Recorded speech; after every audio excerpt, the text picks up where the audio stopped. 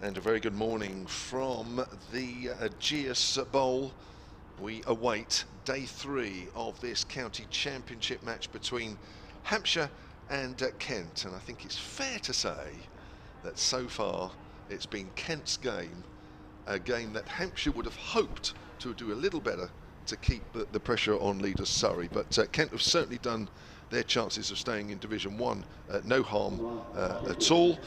The situation as we go into day 3, Hampshire in their second innings, 105 for 4, need another 273 to win this game. That looks highly unlikely. I think it's something like their 5th highest chase successful if they ever did it. So it should be at some point today a Kent victory. Your commentary team, a little later you'll hear from former Zimbabwe A batter Stanley Marissa. He was on yesterday as well.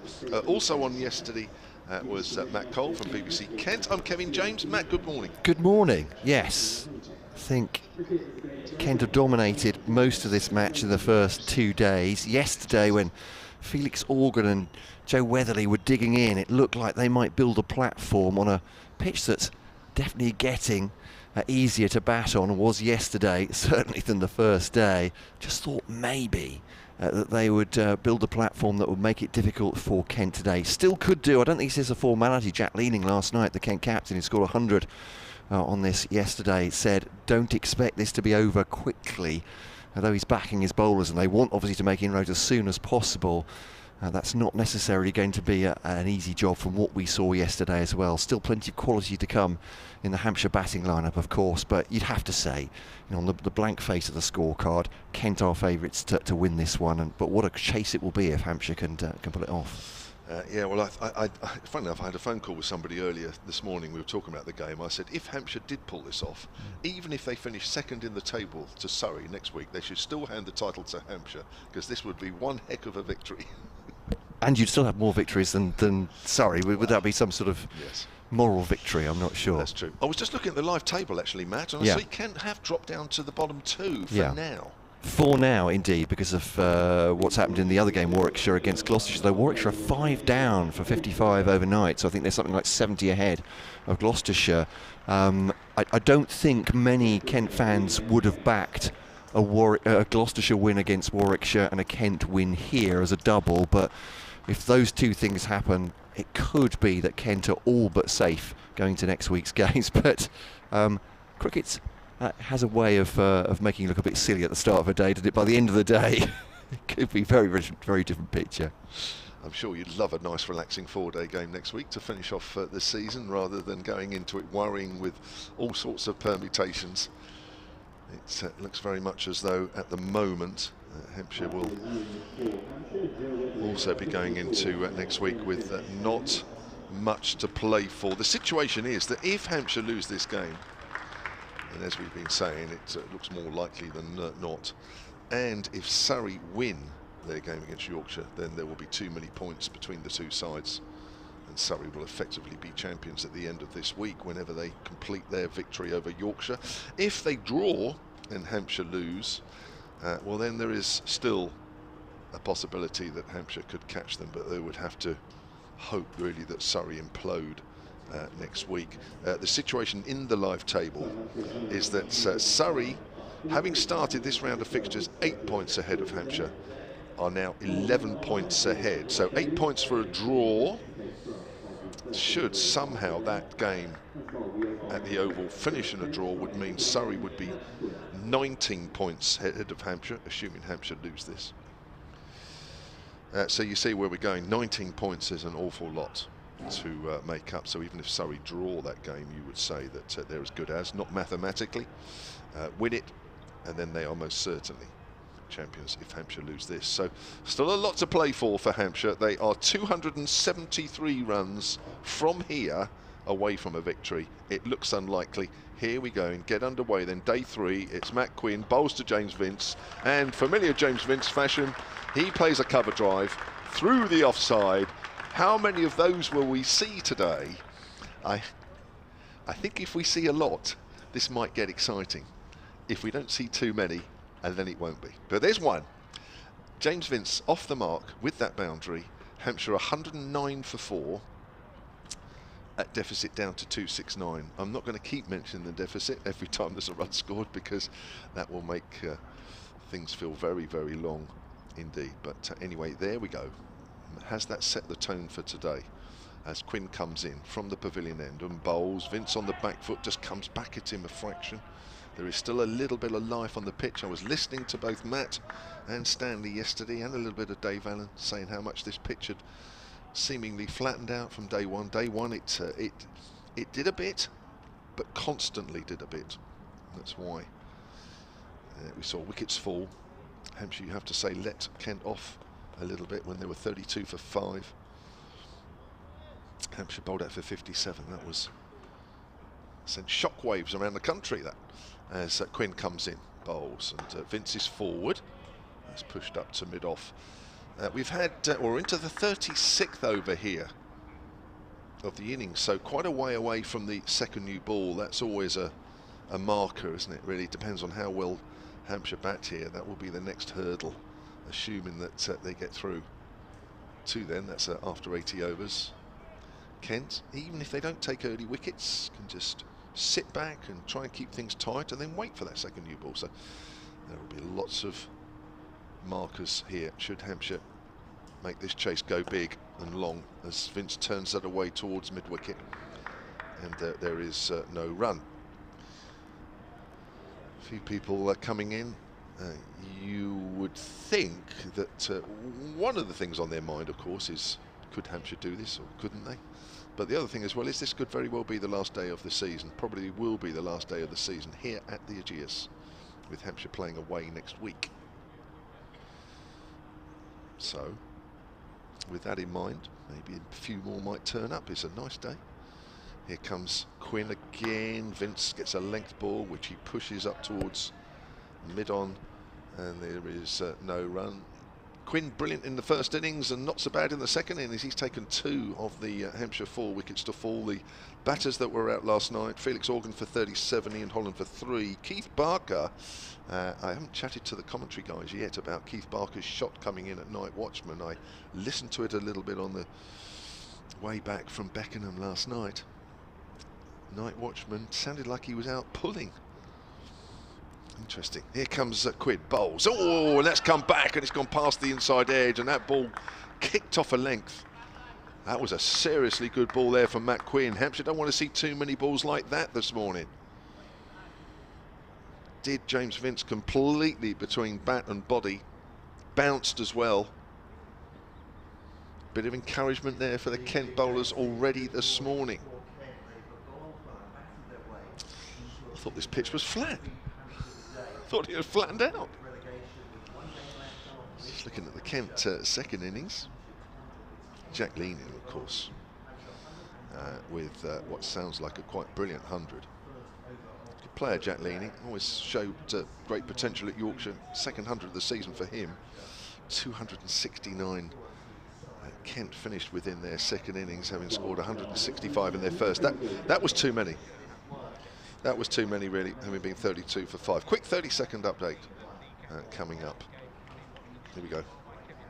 Well, we've had 1 over this morning, and James Vince, in customary fashion, got off the mark with a cover drive, so he's on 4. Joe Weatherly, 54 not out overnight. Hampshire now 109 for 4, needing another 269 to win this game. That seems unlikely, because I think it would be their 5th highest successful run chase in their history. We hope this wicket is flat. We've just seen Matt Quinn whiz a ball past the inside edge of James Vince, nipping back. We don't want to see too many of those. Hampshire 109 for 4, need another 269. Matt Cole back. Did you see that last ball of Matt Quinn's over?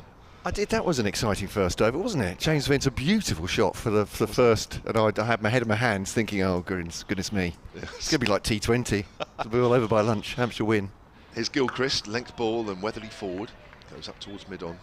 Yeah, so a bit of a mixture in that over. You think it's going to be a bit like that today, isn't it? There will be periods where the batters look on top, as I guess Kent did for quite a bit of their second innings. Yeah. And then there will be the odd times where the ball will just do something and you go, oh dear. Oh dear, don't want to see too many balls like that. No, it's fair to say. As I said, in the preview, I think They said it won't be easy to win this one still for Kent, but we'll see what they do with the ball. Foolish from Gilchrist, and that's punched up to mid-off by Joe Weatherly, who by all accounts has played quite nicely for his 54. Yeah. You guys were here yesterday, I wasn't. But patient knock from Joe Weatherly, 102 balls he's faced. He's had a bit of a up and down season. He's missed a few championship games, started the season with a magnificent score of 168. What a way to start your season, but hasn't quite matched up to it in the championship since then, as Weatherly pushes forward. He's had some injuries though. It goes up to mid on no run. Former Kent loanee as well, Joe Weatherly. Of course. You'll know him well. Indeed so. All the good things that he does now, I think, came from his stint at Canterbury. He often says that. I think that's what they're claiming, yeah. Moral victory, whichever way. Well, I think, you know, I mean, talking generally about the loan system, I mean, I think it's a great system anyway, isn't it? Get players some first team experience, whereas they might not have done. That's a length ball, again, that's pushed up to mid-on. Well, I think just generally, and you know, it might be a criticism of the 100, it happens in the Premier League as well, big squads, only 11 can play, is that this is it's an entertainment medium sport as well, isn't it? You want to see the players playing rather than sitting, putting their feet up. If there's competitive cricket out there, you want to get them on. So, yeah. As it was told to me the other day, as Gilchrist comes in and runs away from us, that's nipped back, but it's a good leave outside of the off stump. So there's a little bit of movement here early morning for the Kent bowlers. That's good news from their part. Hampshire 109 for 4, have advanced by 4. That one Vince cover drive, first ball of the morning. It's a great way of counties being able to keep hold of their players, so they're their assets, but actually give them first team experience elsewhere, and then and a great way of seeing if what you've got is potentially a first team player without actually keep playing them in the second team, or they become disillusioned and want to go elsewhere anyway. Yeah, 109 for 4. Not sure how many Hampshire fans will be saying that if Conor Mccoy has a massive influence on this game, but it's all very well being holier than thou now, Kevin James. We'll see what happens. Surrey bowler taking 6 wickets all now. Here's Gilchrist. That's a rising delivery from Gilchrist. McCoy, it's Quinn here. Saying McQuinn, Gilchrist. I'll get these teeth in and we'll start again. Can we have that ball over? Is that all right? If you can rewind the stream, that would be fantastic. So Matt Quinn comes in, rising delivery, just outside off stump. Looked like Vince flirted with it through the wicketkeeper. No run. How about that? That's better. That's so good. Once your ghost dentures fitted a bit better, it came out so much easier. Let's hope it works better for these two sides. Here's Quinn then to Vince. Defensively back at the bowler. Just about gets back to Matt Quinn. That's the sweatband on his left wrist, or actually all the way up the forearm as well. Going trudging back to his mark. Tall and broad, 64 on his Spitfire shirt. 2 slips and a gully, or 2 slips and a 5th slip. Like 3 slips. That's Compton leading and Finch, anyway, as we look at it, alongside Ollie Robinson. Here's Quinn to Vince. He's into the offside, getting firmly behind that. Quinn's making him play. Good length. He just exploited that little bit of movement again yesterday, Matt Quinn. Obviously Gubbins misjudged one. Shouldered arms to one that just nipped a little back and castled him. Had Holland LBW as well. 8 in the match for Matt Quinn. Well, day's 1, and even just the first couple of overs this morning, I think he looks superb. Yeah, he's bowled well so far. Quinn to Vince, again on the money, full stump. And there's no run. Just hits the deck, doesn't he? Short of a length, and you just think, just one's got to move. He's already got one to nip back quickly on Vince. And you think, he keeps it on that length, he's given himself a real chance. So 2 slips and a gully in. There's a point against Joey Everson there, mid-on and mid-off. Although Conor Mccoy at mid-off he's in the grey area between mid-off and an extra cover there. Mid-wicket, square leg. This one's just nudged away by Vince with no great aggression. High on the bat. Twanda Mieye and Daniel Bell Drummond having a chat about that. Then the fine leg. It's Nathan Gilchrist. So I'll be honest with you, from afar, and I looked and I thought, well, Kent did well yesterday in their second innings, absolutely no doubt about that. So from afar, it looked like the pitch had flattened out considerably. I mean, from what I'm seeing here this morning, there is a little bit there at the moment. Is it playing this morning like it did yesterday during the day? I think that's about right, yeah. There is a little bit in the pitch still. As Gilchrist, that's a great delivery.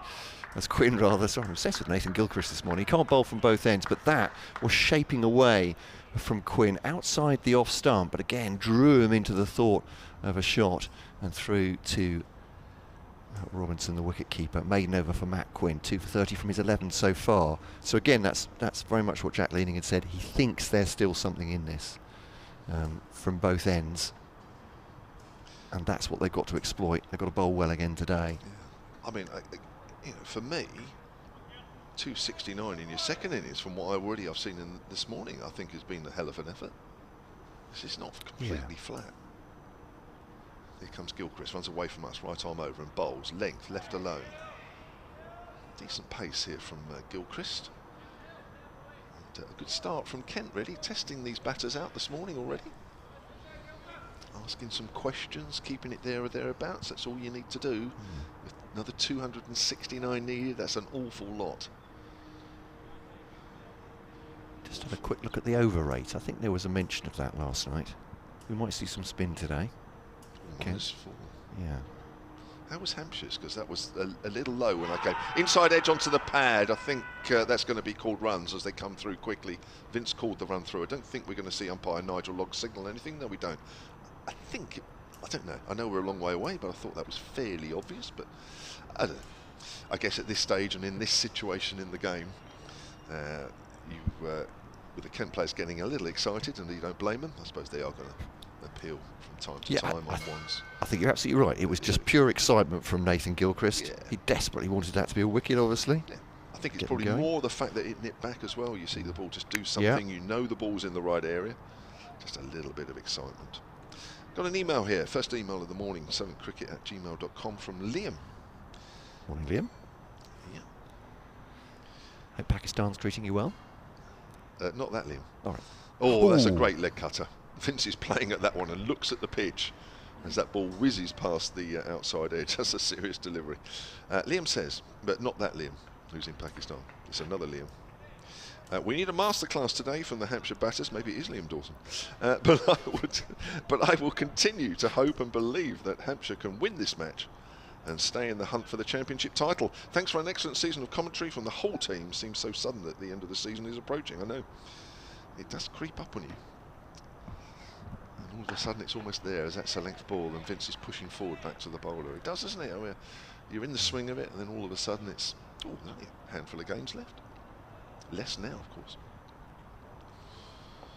Just looking at the latest scores, the wickets falling in any other games. I don't think so, except for Sussex at Durham, who 288 short of making Durham bat again at a 9 for 4, but they may be saved by the rain. They're off for rain. Oh, lucky them. Almost a Yorker there. Vince digs that one out. The ball just literally trickles a few feet in front of him, and Gilchrist walks up and picks it up. I can almost hear Martin Emerson saying, if this was club cricket they'd be playing now, the old cliche, why are they not on? I want to get this wrapped up. Sussex 9 for 4 in their second innings. Or a chance to bring up his 100th video of the season.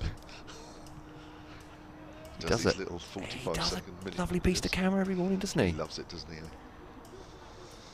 Clearly a man who feels like he needs to be on camera, not well, on radio. I'm not going to gainsay that. Here comes Gilchrist. There's a lovely drive from Vince through extra cover. That is 4. You don't need me to tell you that. You can hear the reaction from the crowd. Another beautiful shot through the covers from Vince. Second one of the morning. It's so reassuring to see him play those shots. But in between time, it is a little tricky here. Early morning for these Hampshire batters. 114 for 4. Vince is on 8. Weatherly is 55, having added just 1 to his overnight total. Kent needing another 6 wickets. Hampshire needing another 264. Yeah.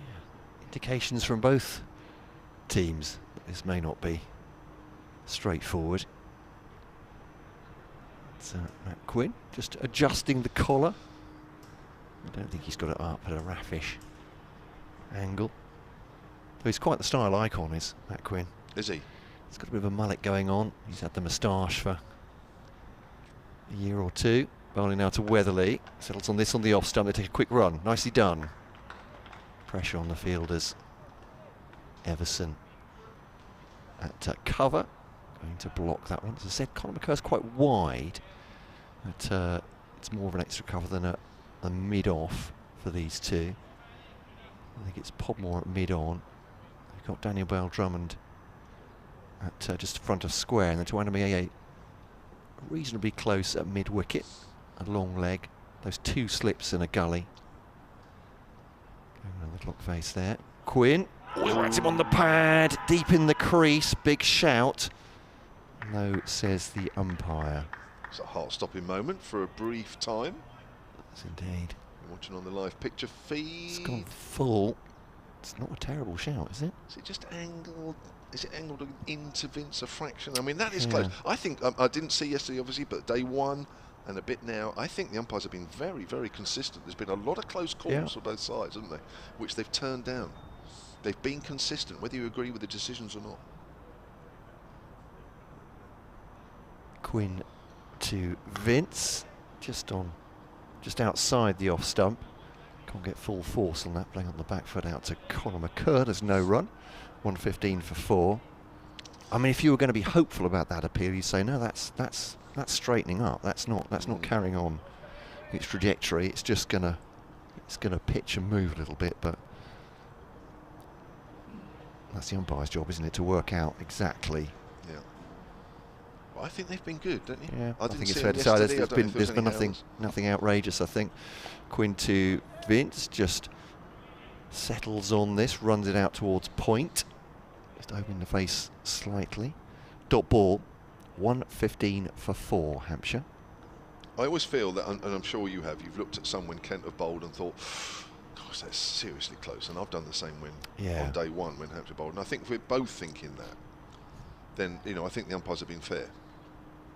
I think it's, like any season. I'm sure Hampshire have. There have been some real rickets, but they're only human.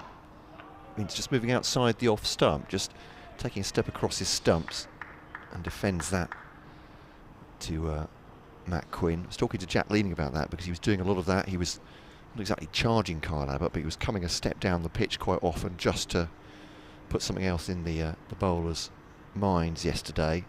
And quite often to Mohammed Abbas, who's trying to settle on that 4 stump line. He was just moving across outside off, just making him think again. And obviously, as the ball goes down towards, as he adjusts his line to the middle, maybe clipping it through leg.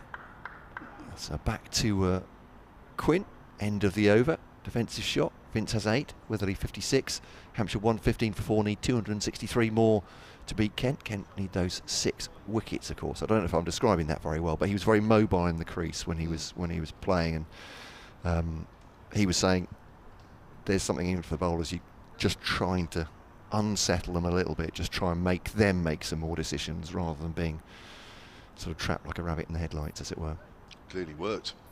Yeah, 100. I'm just wondering, did Donald come up at all from behind the stumps at any stage? He did indeed. Here's Gilchrist bowls. Weatherly works that away from fairly straight off a thick inside edge out square on the leg side. He was up to Barker for quite a long period of time, actually. Oh, right, okay. Well, that was obviously quite interesting for an Aaron Donald at times. That was the ball shooting off a length. So that would have tested. And yes, yeah, I think one more or less took his head off, but yeah, tough, absolutely. But yeah, they certainly tried that. Yeah. He talked to many wicket keepers as Gilchrist goes for the in-swinging Yorker, and he's gone. He's hit the pad first. It was pad back there for Weatherly. That is a seriously good delivery there. It was right up there. It was a bit of reverse swing, and it went late. And Weatherly has to go. 56 he added overnight. Just 2 runs, and Kent have picked up their first wicket. Hampshire 115 for 5. Big wicket for Nathan Gilchrist, and he has a growing reputation as a strike bowler. As you said, it's really well bowled. And Weatherly goes no stay at the crease from Weatherly, was there? I think he knew. And there's a serious ball, that. Yeah. I mean, that, you know, that's full straight, and at the last moment it's ducking in. And I think you can safely say there that the batter has been got out there rather than any mistake he may have made. Wow, what a good piece of bowling from Nathan Gilchrist. yeah, he has 2 for 31 now. Quinn has exactly the same. Just feel with every wicket, and that's only one, but as as and when they fall, that Kent's hopes of survival increase, and so their body language gets more pronounced, and Hampshire's championship title hopes diminish, so they just sort of cower a bit, and that's a big blow. Big blow. Yeah, psychologically, I mean, I know your coaches and your players say, oh, we're not looking at the table, it's all about playing each ball, but it's in your mind, isn't it, surely, if you know what you crave. And still, I don't think there's any side about it, is it? Players will say, what's the title you most want to win at the end of the season? It's not the One Day Cup, it's not the T20 Blast. Players want to have a county championship title on their CVs, don't they? Of course they do. And I must admit, I haven't looked up the last time Kent won championship. And that's suitably quiet. Hampshire, only because obviously they got close last year, but 73, so 49 years. So, you know, you think of all the players on both clubs that have gone through the system and played long careers and distinguished careers that never won a championship. Even Darren Stevens wasn't around when Kent last won.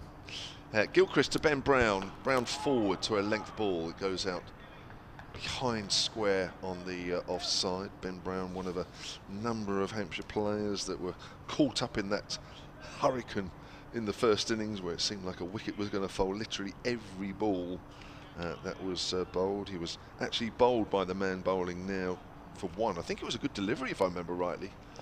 Just pitched and seamed and straight through his defences, so you'll be mindful of that as Gilchrist comes in and bowls to Ben Brown. There's a slight in-swinger, almost carries to short extra cover, who dives going forward. It didn't quite reach him. Gilchrist is just going to go and just congratulate him there. Yes, Conor Mccoy diving forward, yeah. Almost got there, but again, you saw the shape on that ball, didn't you? Almost like Joe Weatherly, the ball going forward, and then just at the last minute angling into Brown, he dug it out. But in doing so, the ball was in the air. Yes, 78 was the last time, by the way, Kent won it. 78. They won the Benton Hedges the same year. So, you know, we could both name lots of Kent players, and that's good carry through to keeper Robinson from wide of off stump, left alone. You know, same as Hampshire, you know, all the good overseas generations of players that never, ever won a championship. And yet they can win some one-day titles, they can win other titles around the world. There's obviously plenty now with franchise cricket, but a championship title players would love to have against them when they finish playing. Whether you're playing 14 games, 16 games, or maybe even 12. Here comes Gilchrist, length ball, and that's pushed away on the onside. He's getting a little bit of zip, is Gilchrist, off this surface, a little bit of bounce as well. He's looking dangerous, as is Matt Quinn. Sorry, Hampshire fans, if you were thinking that Hampshire could maybe somehow rattle off these runs needed. I have to say, what we've seen this morning, it's very difficult out there. Sorry, I just I can't really pass that on, but I'm just laughing, so I apologise. But the news is that Warwickshire have lost another wicket. They're 65 for 6 against Gloucestershire. Hopes there, obviously, for Kent that they could be beaten and Kent might win here. But to give Kent supporters an idea of that, they just have to outpoint Warwickshire in the last 2 games. So obviously the swing in terms of win to loss would be absolutely massive for Kent. Yes. But they haven't won this one. Quinn wraps Vince on the pad. I'm not sure how convinced Matt Quinn was about that, reading the body language, but it has beaten him. It's nipped back from Quinn. That's, I think I've seen those given. I was going to say, that's not far away, shall we say. There's a grimace from Kevin James, I can tell you, because we don't have commentator Cam on. Which is a blessing when I'm here, I have to say, for everybody. That's why it's not on. Because I'm always thinking things are out. That's dangerously close. Yeah. Was it? Quinn bowling to Vince, turns this into the onside, and his pad to Mccoy fielding. There's an absolute ball of energy to Andy Mccoy. Yes. I have to say, in the first 25 minutes here, this has been tough. It's been a tough examination. Yeah. The conditions are, I mean, it's a little bit foggy and hazy to start, wasn't it? Much cooler than it was yesterday morning. I don't know if there's any dew maybe on the pitch, any sort of moisture helping the Kent bowlers, but rising up towards the midriff of James Vince, this is not an easy time for the Hampshire captain. 1:15 for 5.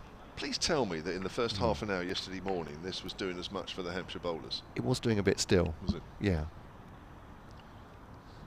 269, what I'm seeing here. Cool. I think it was good batting. Was it? I'm sorry to say it. Of course I'm not sorry, but you know what I mean. I'm saying it for that reason. I think Leaning's innings particularly, in the same way as Compton did in the first innings, just as Quinn bowled to Vince and defends that into the offside, no run. And now I'm trying to compare and thinking, well, he got himself in, hit some cracking shots. Bell Drummond as well, but they were attacking Kent. I think they were of the mind that, probably having seen what they saw on the first day, there's a ball with your name on it. Anything loose, you have to aggress.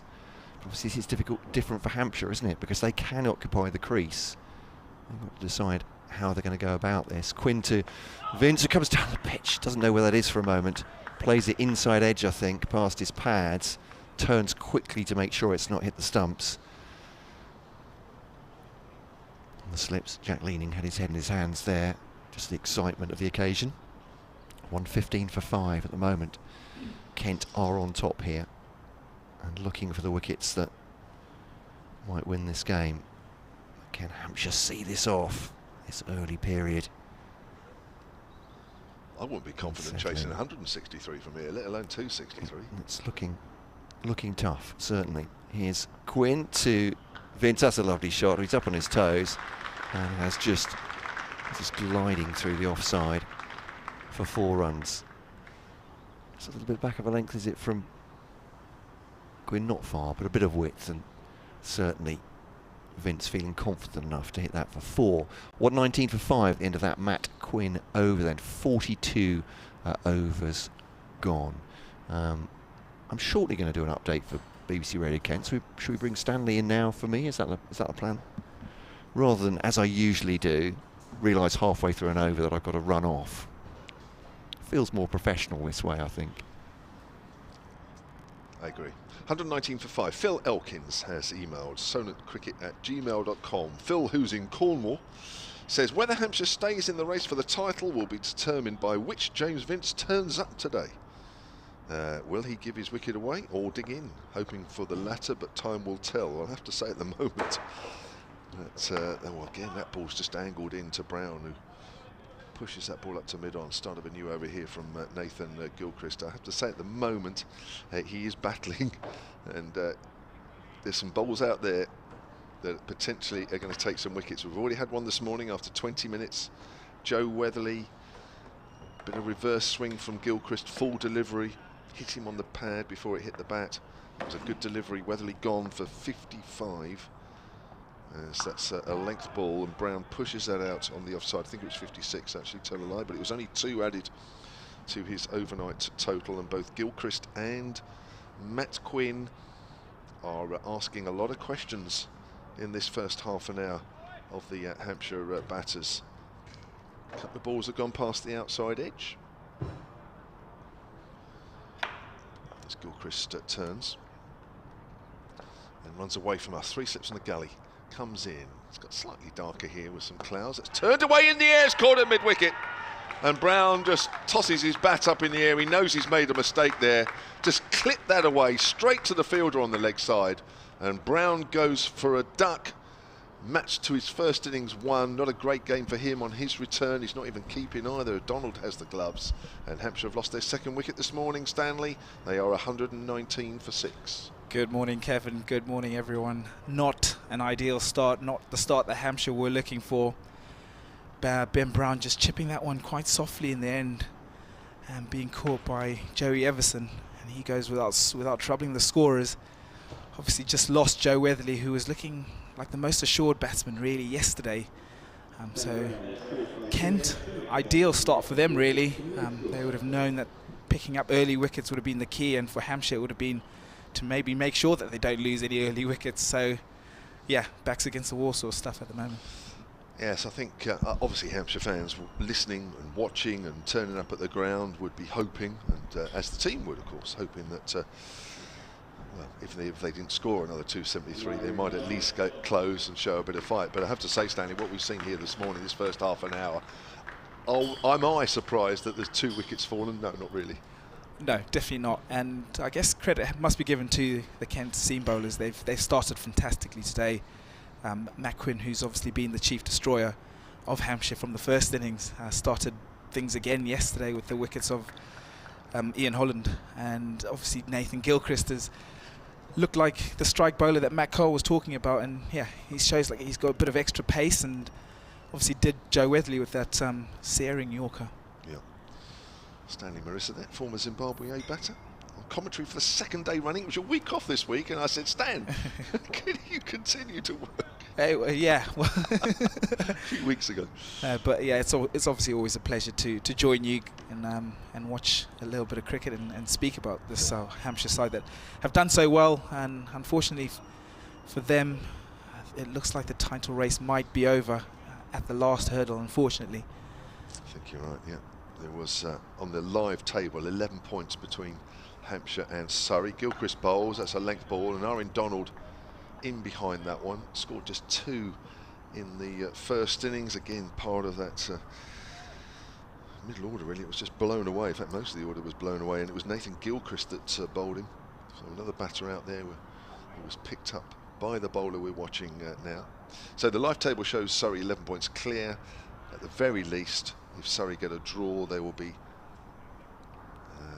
19 points clear. You would think that's just about over, and that's even if they draw. That's turned away, clipped away by Donald. It's on the line of leg stump. Timed that nicely. Donald's going to play positively no matter what. That's what he does. And Hampshire move on to 123 for 6, having started the day 105 for 4. Yeah, good looking shot from an Aaron Donald. We know, like you say, he's a positive player. He does tend to walk across his stumps a little bit, and it looks like he did that and sort of whipped that one off. It looks like it was pretty straight, so he doesn't want to be missing it. But good way to get off the mark for him. So he's got to be careful with Gilchrist getting a bit of reverse swing here this morning. It's a little chillier with the clouds above us, but it's all right.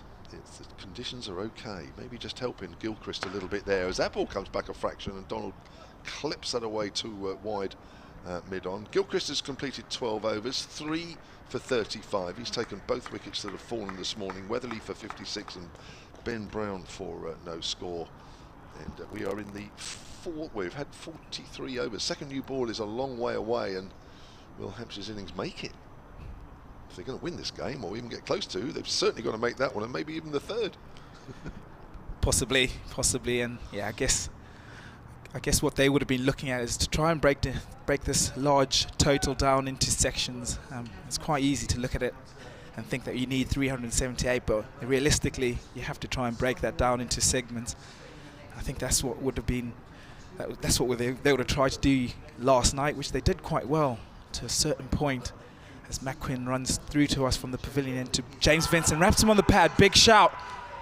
Umpire Bailey says no, not out. I think what we found with Umpire Bailey, that when the shout is made, he does make his mind up pretty quickly. So if the decision doesn't come in the first couple of seconds, you kind of feel like you're safe. But that was heart in the mouth sort of stuff again for James Vincent. Quinn continues to nibble the ball around.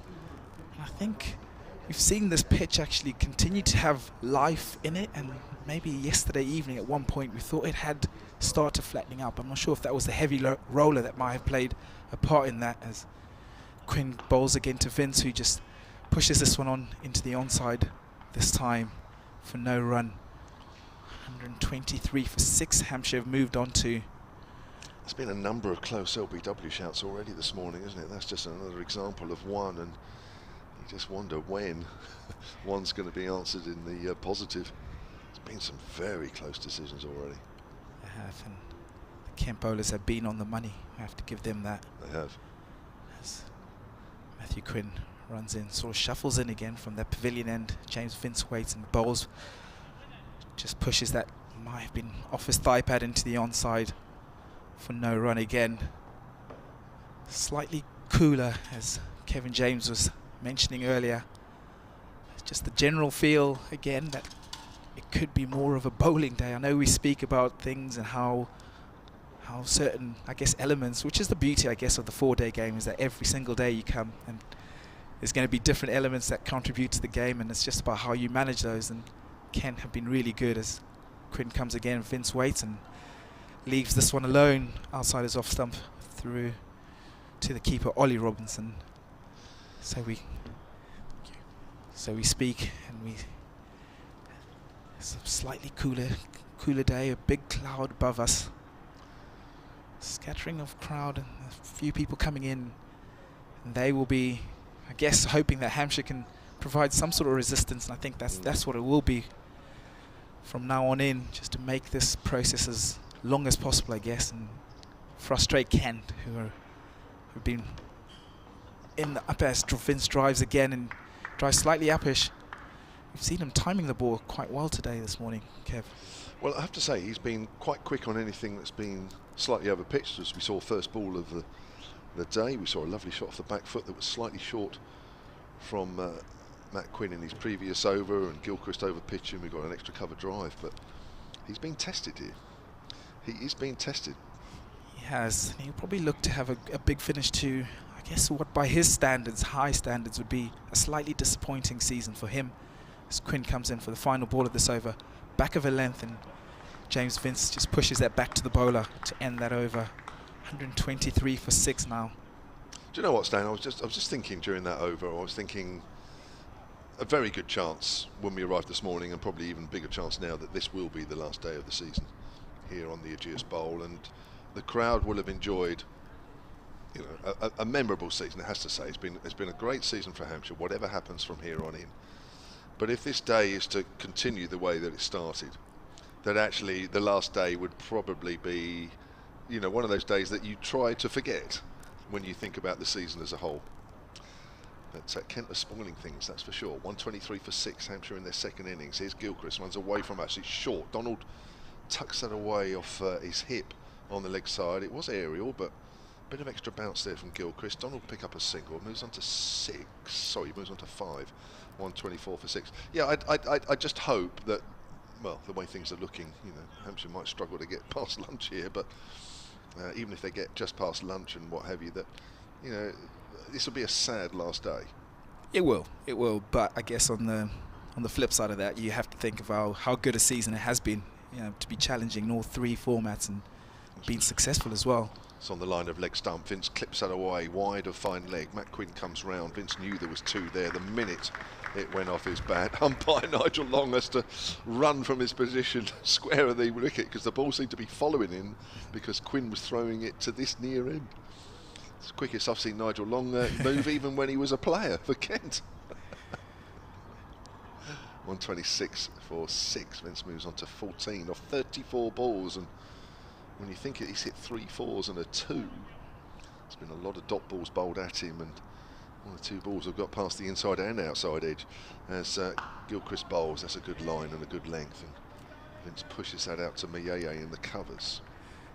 It's very rare that you do come or get bowled out for 57 and go on to win a game. So I think from that point, it was always going to be an uphill battle. Obviously really disappointing, but they would have had to brush themselves up after that first day and try and go again, which they tried to do yesterday quite well.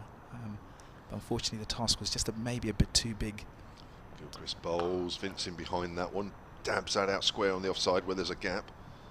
Noel Drummond comes in off the deep point boundary, so most definitely a gap in that area. 127 for 6. Vince moves on to 15. You're right, but it wasn't just a collapse, which in any innings during a season, yeah, it's not great, and there will certainly be inquests in the dressing room and that sort of thing, but it had more meaning than that, in that kind of any hope of the title went with that innings, didn't it? And you could tell the crowd and the players, just everything was flat. Oh, he's beaten on the inside edge. How was that? Missed the stumps. Donald pushing forward. Another great delivery there from Gilchrist, which has come in very late. Good pace, good bounce. Ollie Robinson's taken that well to his left, and it's gone to him quickly. And what a delivery that was. Yeah, that was a beauty. That was beauty. Maybe a slightly expansive shot from Nairn Donald, trying to drive on the up, and Gilchrist, as we spoke about, he's got a little bit of extra pace and gets the ball doing a little bit. Strong, isn't he? Strong shoulders. I've always liked Gilchrist. I've said it many times, and that's come back at Donald. He pushes forward, he gets a thick inside edge as that ball just comes back into him very late. And again, I'll just reiterate, if you're just joining us, just watching the live picture feed, which is going out on the Hampshire Cricket website and back to Kent and BBC Sport website and app, if you're listening, that from a Hampshire point of view, the ball's just doing a little too much to expect Hampshire to have arrived here this morning, even with 6 wickets in hand, and expecting them to score 273. You want this to be flat, you want the ball to be doing nothing. That isn't the case.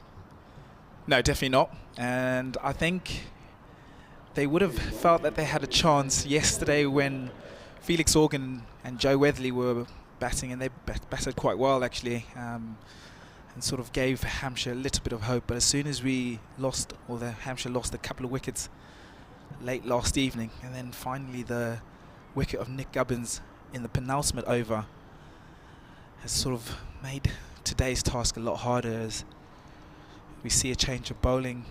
Conor Mccoy comes in from the pavilion end and bowls to Nairn Donald, who pushes that into the covers for no run.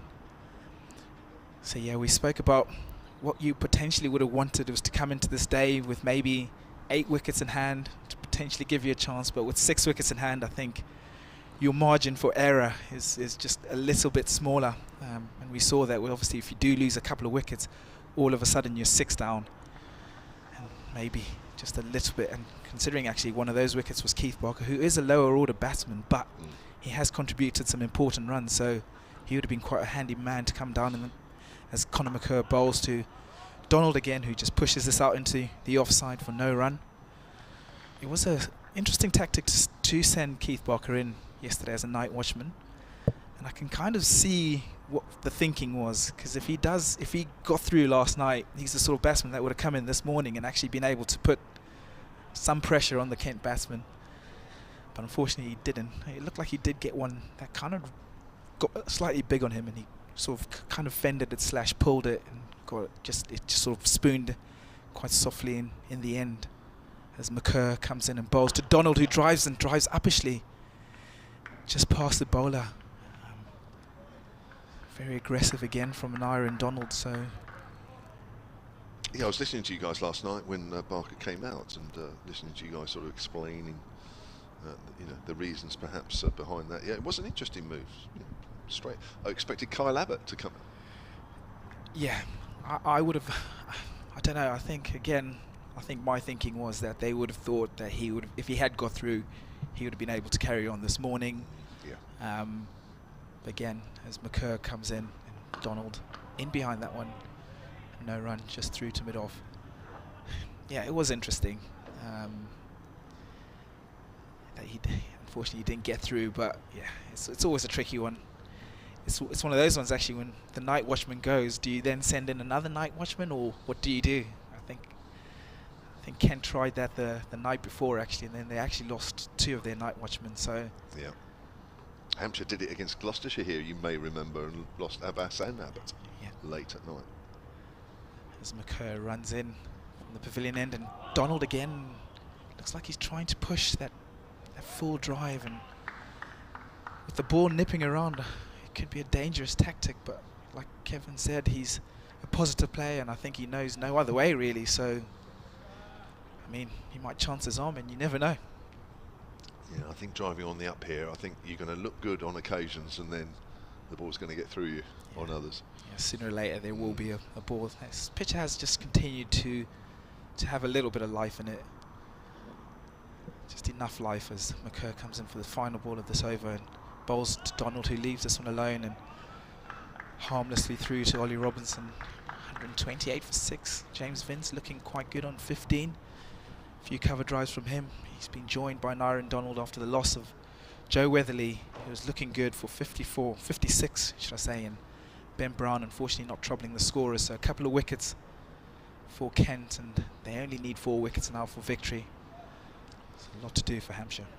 Just get the feeling what we've seen in the first 45 minutes, that Gilchrist, McCoy, Quinn, all similar type bowlers, don't they? Bang the ball short of a length, and that just seems to have been the right type of bowling in this morning's conditions.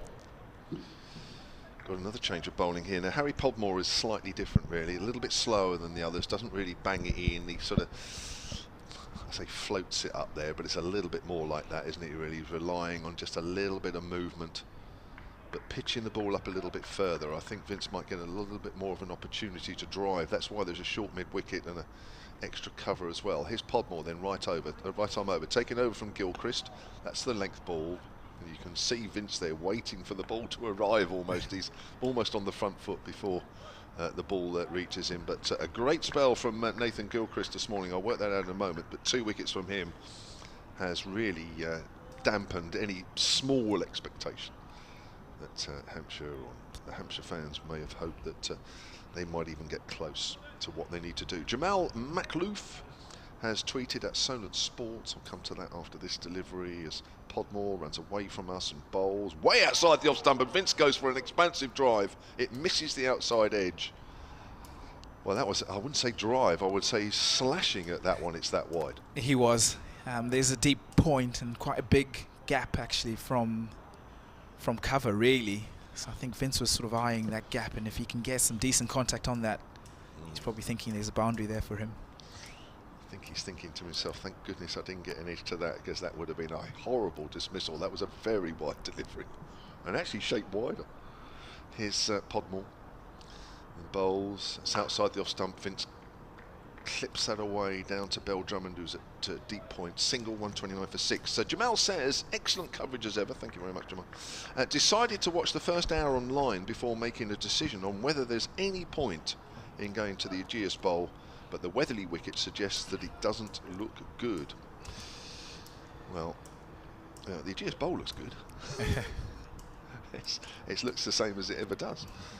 But it's just that, of course, disappointing fact is that Hampshire have lost 2 early wickets inside the first half hour. Here's Podmore, bowls, and that's turned away, and again it's slightly aerial there from Donald as it goes up towards mid-on. There is a short mid-wicket there. You'll have to be careful. I've seen a couple of those. Ben Brown chipping it on the leg side. Donald's chipped a couple out on the off, which might suggest the wicket is just holding as well at times. Yeah, we have. And yeah, like you say, it does look like it's not as easy to time the ball. Again, both Nyren Donald and Ben Brown do play with quite hard hands, so they do always come towards the ball quite a lot. So yes. Podmore into Donald. Oh, he's got one that nips back on him, hits him high on the leg. Good delivery that from Podmore, but even Podmore at his slower pace is still finding a bit of movement. Yeah, definitely still a bit of movement, and I think Podmore actually, he's bowled really well. Was very sort of economical at the beginning of his spell yesterday.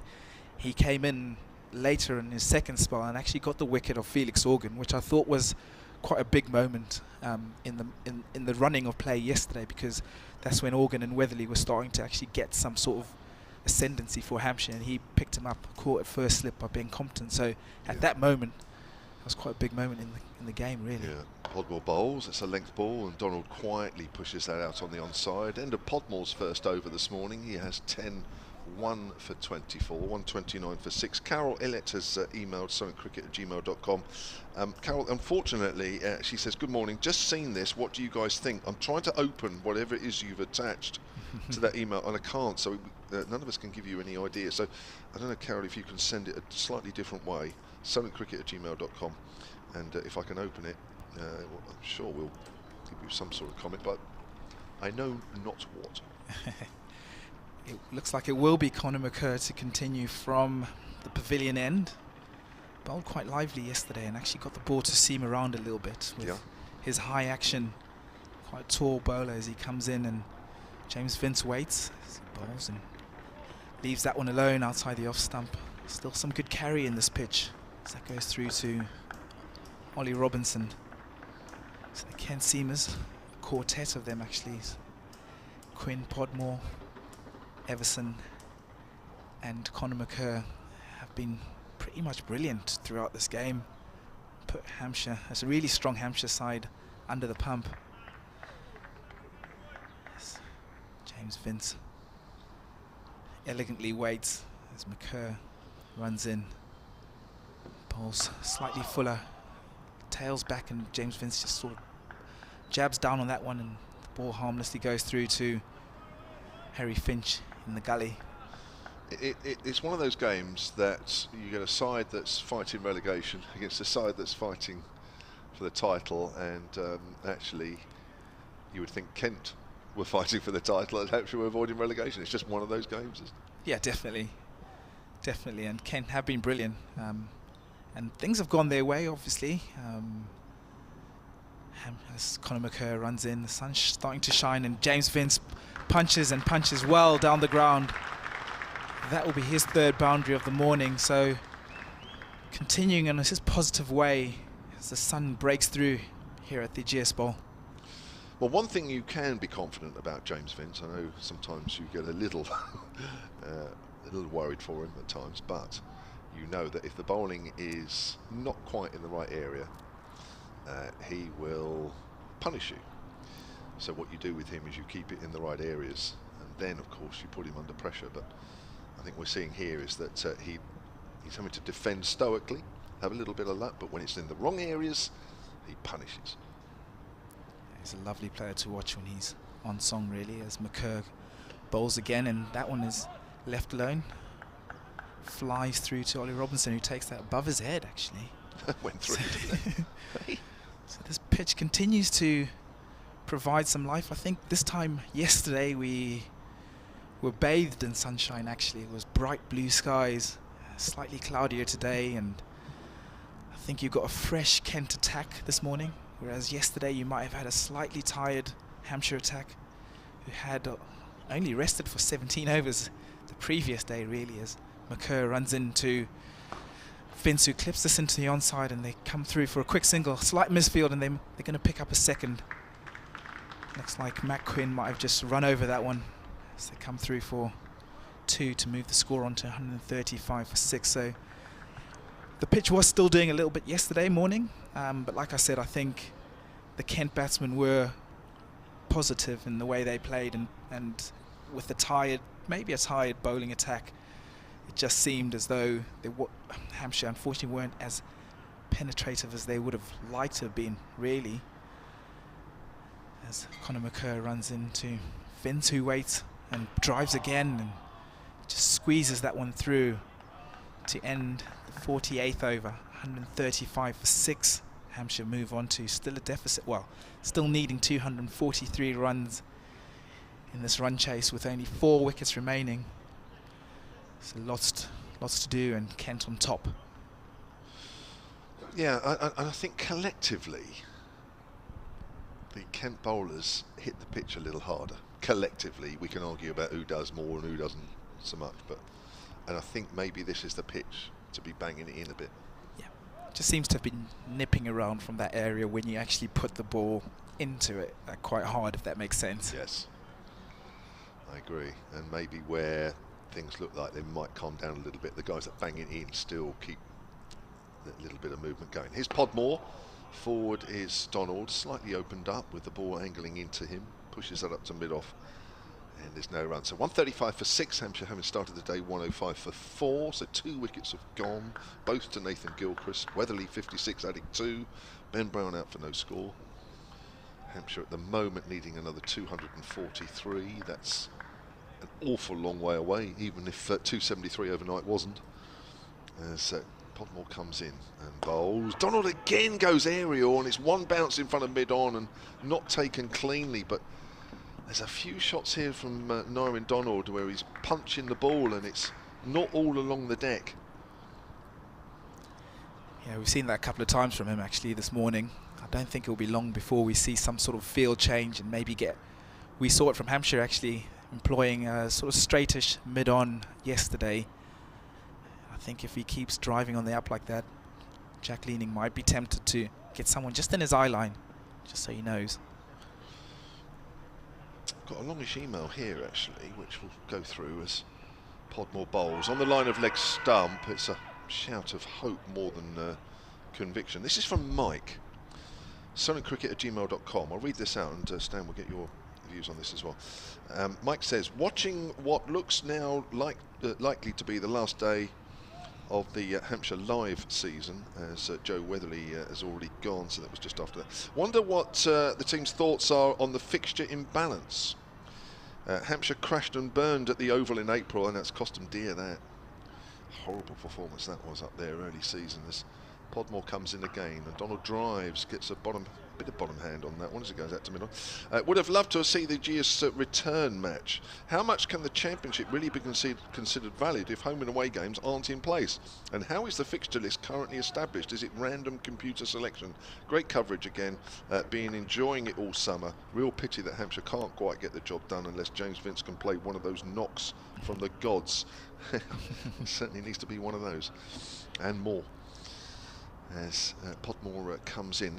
Let's take the home and away situation at the moment. Donald pushes forward out on the offside, and there is no run, because I noticed that Kent have played Lancashire twice, and they've also played Surrey twice. So you could argue actually that Kent's season's been a little harder than Hampshire's. Has been, yeah. Well, if you have played the top side twice, then yeah, it's, I don't know, I'm not entirely sure how they do sort the fixtures out, because obviously you've got 10 sides in the championship, so I think the season is 13 games in the end, isn't it? So you're not going to get... That's right. Podmore comes in, bowls. Oh, he's edged that, but it bounces in front of Robinson, because actually, yeah, Kent have played the top 3 sides in the championship all twice. Yeah. Hampshire have only played Lancashire once and Surrey once. Yeah, which is quite, yeah, I guess interesting. Quite interesting. But obviously, with only 10 teams in the championship, and 13 game season, I think, or 14 game season it will be, you're not going to play each side home and away. So I don't know how they sort the fixtures out. If maybe it might be a randomly generated something, but it'd be interesting to find out. Yeah, but interesting. Yeah. But it looks poor like old Kent, some saying. Definitely. Yes, Conor Mccoy will continue from the pavilion end to James Vince, who's on 22 and looking pretty good. As he pushes this one on into the offside, and yeah, comes across and fields that one.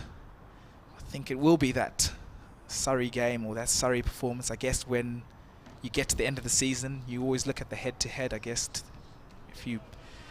which side did you lose to, and if they're above you, then you'll look at that fixture as the one that might have been, if you had got a positive result, even a draw really, it might have been a difference. But then again, you could look at loads of different games throughout the season and think of scenarios that you might have been better at, as Vince drives well with a slight misfield from McCurr and just off his knee, and they trot through for a single.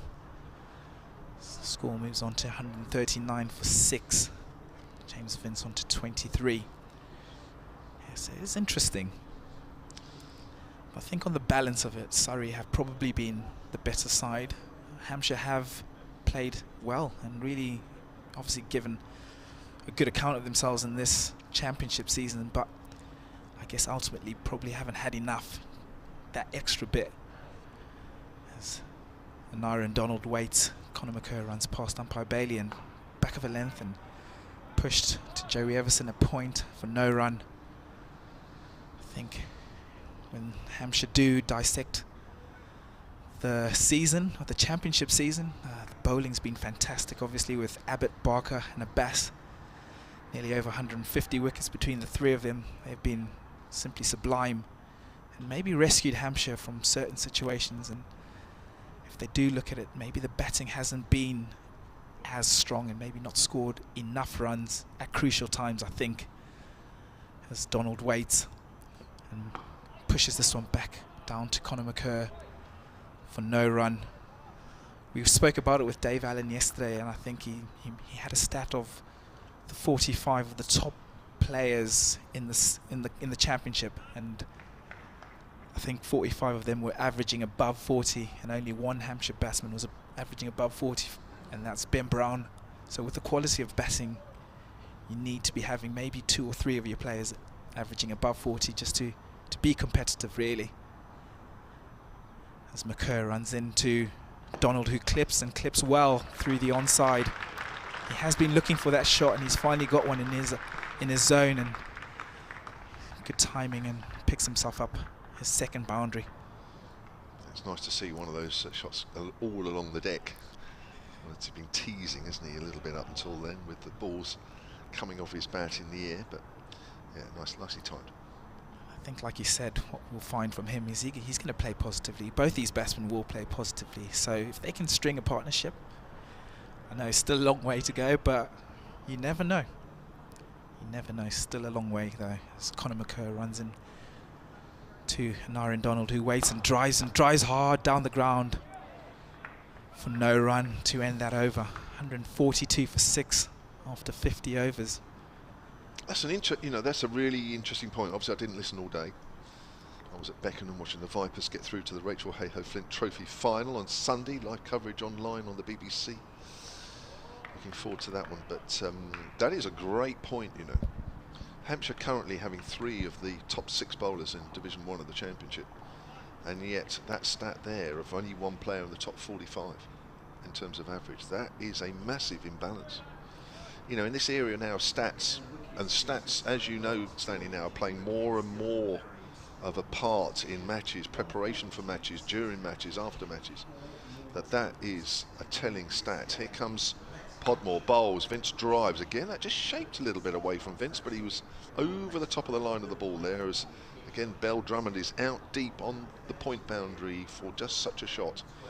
Hampshire move on to 143 for 6. We have not had a wicket for half an hour now.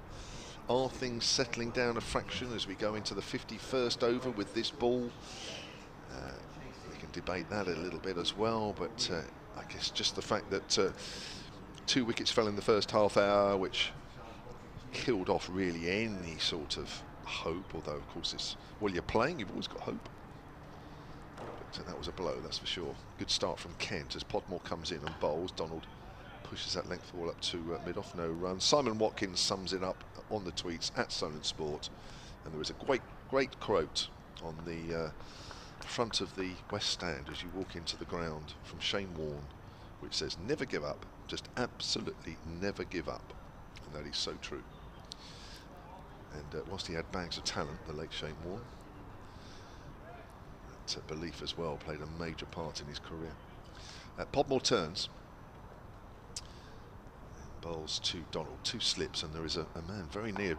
That bounced on Donald. He kept it down well as he goes through the vacant gully area. I was saying James Vince is almost running into the man who's literally parked right in front of him at the non-striker's end. 144 for 6. We'll get Matt Cole back in a moment, and then Stanley will come in for me. I've just got to do a quick 30-second update in a moment, and then Stanley will stay on.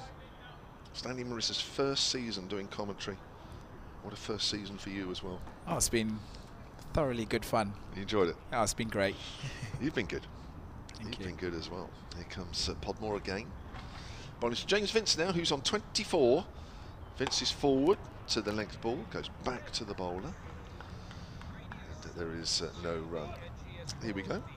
Going to try and sum things up.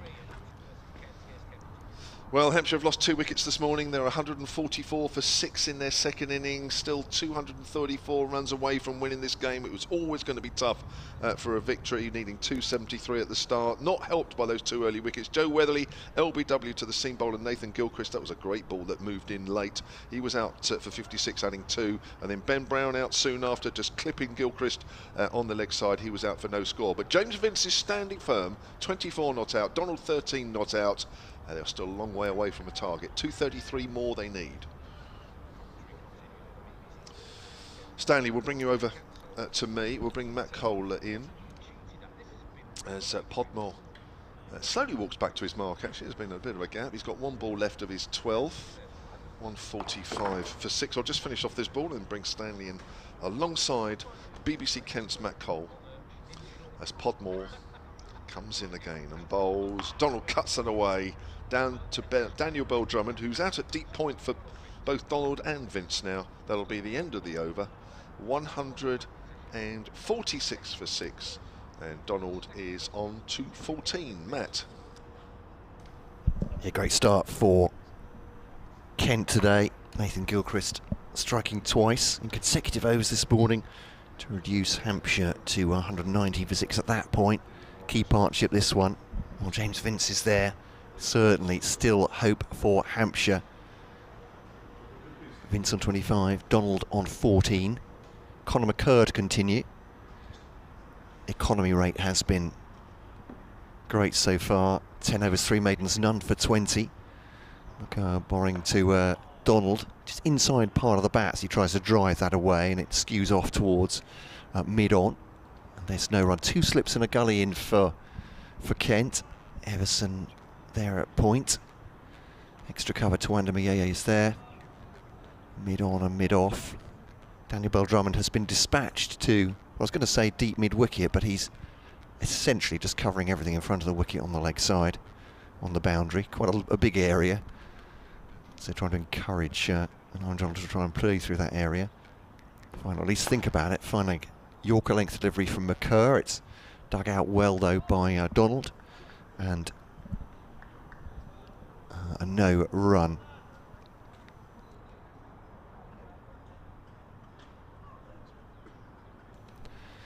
And takes the ball back from Nathan Gilchrist. Not a fine opening spell here. So trying to use that. Matt Quinn warming up again, warming shoulders up against again mid-on. Oh, wraps him on the pad. That looks close. It is out. Conor Mccoy takes his first wicket. A bellow from him in celebration. His first wicket for Kent. And Donald, LBW there. It certainly came back in at pace. Has beaten him, falling forward. Looks like a good decision to me. Donald 14, trapped in front. LBW to Conor Mccoy, 7 down now, and Kent look on their way to victory. But while James Vince is there, Hampshire still have hope. I think as one of the emailers said, or on the tweets saying, never give up hope, Hampshire. But that's a big breakthrough again. Conor Mccoy with a wicket, 146-47 now Hampshire. Yeah, big breakthrough there again for Kent. They've been outstanding this morning really, and put the ball in challenging areas, still extracting something from this pitch. They're still offering a little bit, and that was a pretty simple decision in the end for Rob Bailey. And Aaron Donald caught pretty much on his crease, and the ball struck him below the knee roll on the pad, and that would have probably been crashing into middle and leg. So Hampshire now 3 wickets away from what will be quite a chastening defeat really. Have been pretty much outplayed from the beginning. Again, we speak about that 57 all out in that first innings, and it's just been a mountain too big to climb back from. But credit to the Kent players and the Kent fast bowling unit, because they've been pretty outstanding in both innings really, and put Hampshire under a lot of pressure in what was a must-win game for them really. Must-win game for both sides, and Kent will have done themselves no harm at all in their bid to stay in this championship Division 1.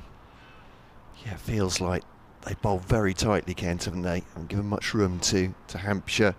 There has been something in this pitch again, though, for the bowlers. Just trying their best to exploit it. James Fuller can be a dangerous player too.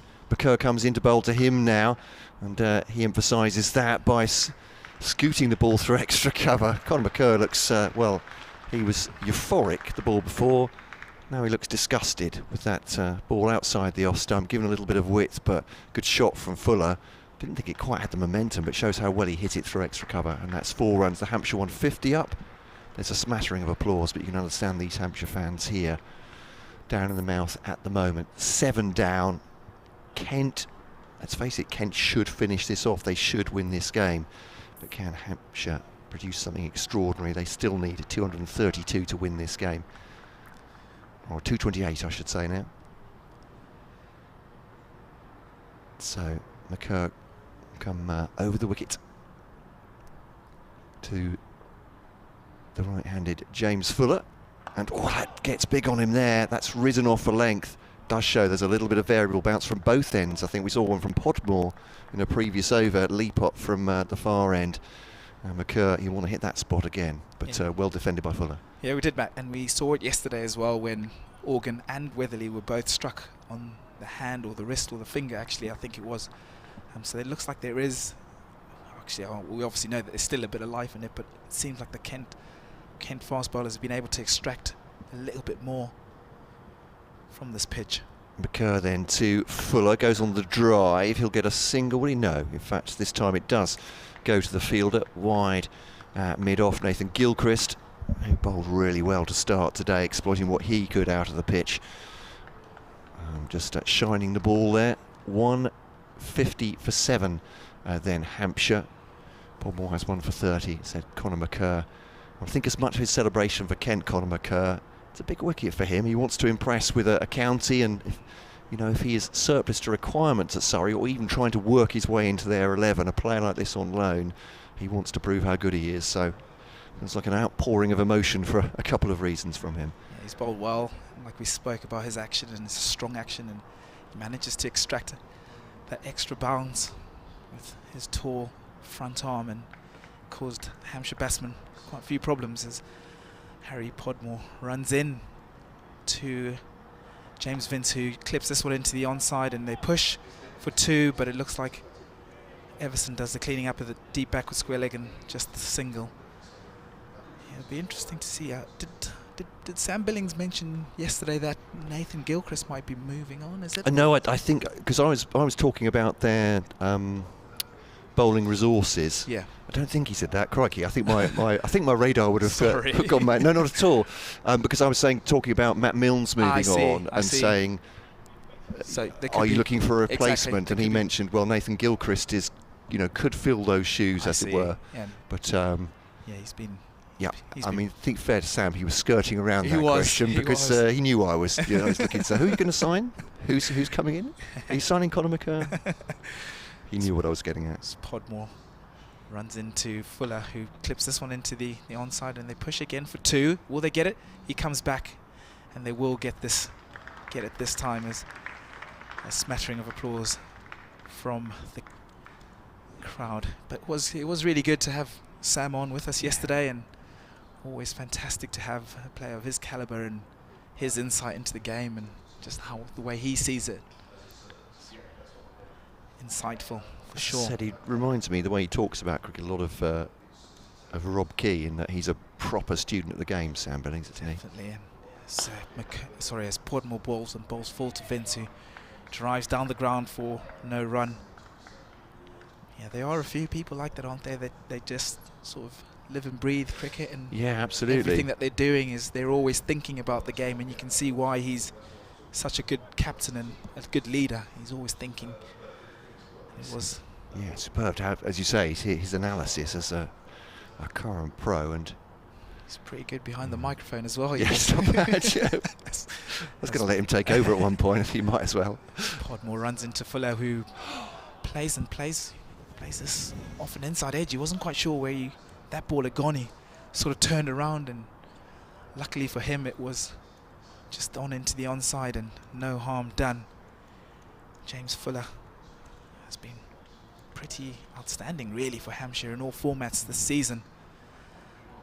handy lower order runs, as well as some fiery fast bowling and a great fielder as well. So it's been good to see him and his progression this season as he faces up to Harry Podmore. No run again. Hampshire, if you're just joining us, started the day 105 for 4. Joe Weatherly and James Vince, and there would have been a glimmer of hope for Hampshire fans. But Nathan Gilchrist quickly put paid to that by getting rid of the overnight batsman Joe Weatherly, who had looked the most assured batsman really yesterday. He could only add 2 to his tally this morning.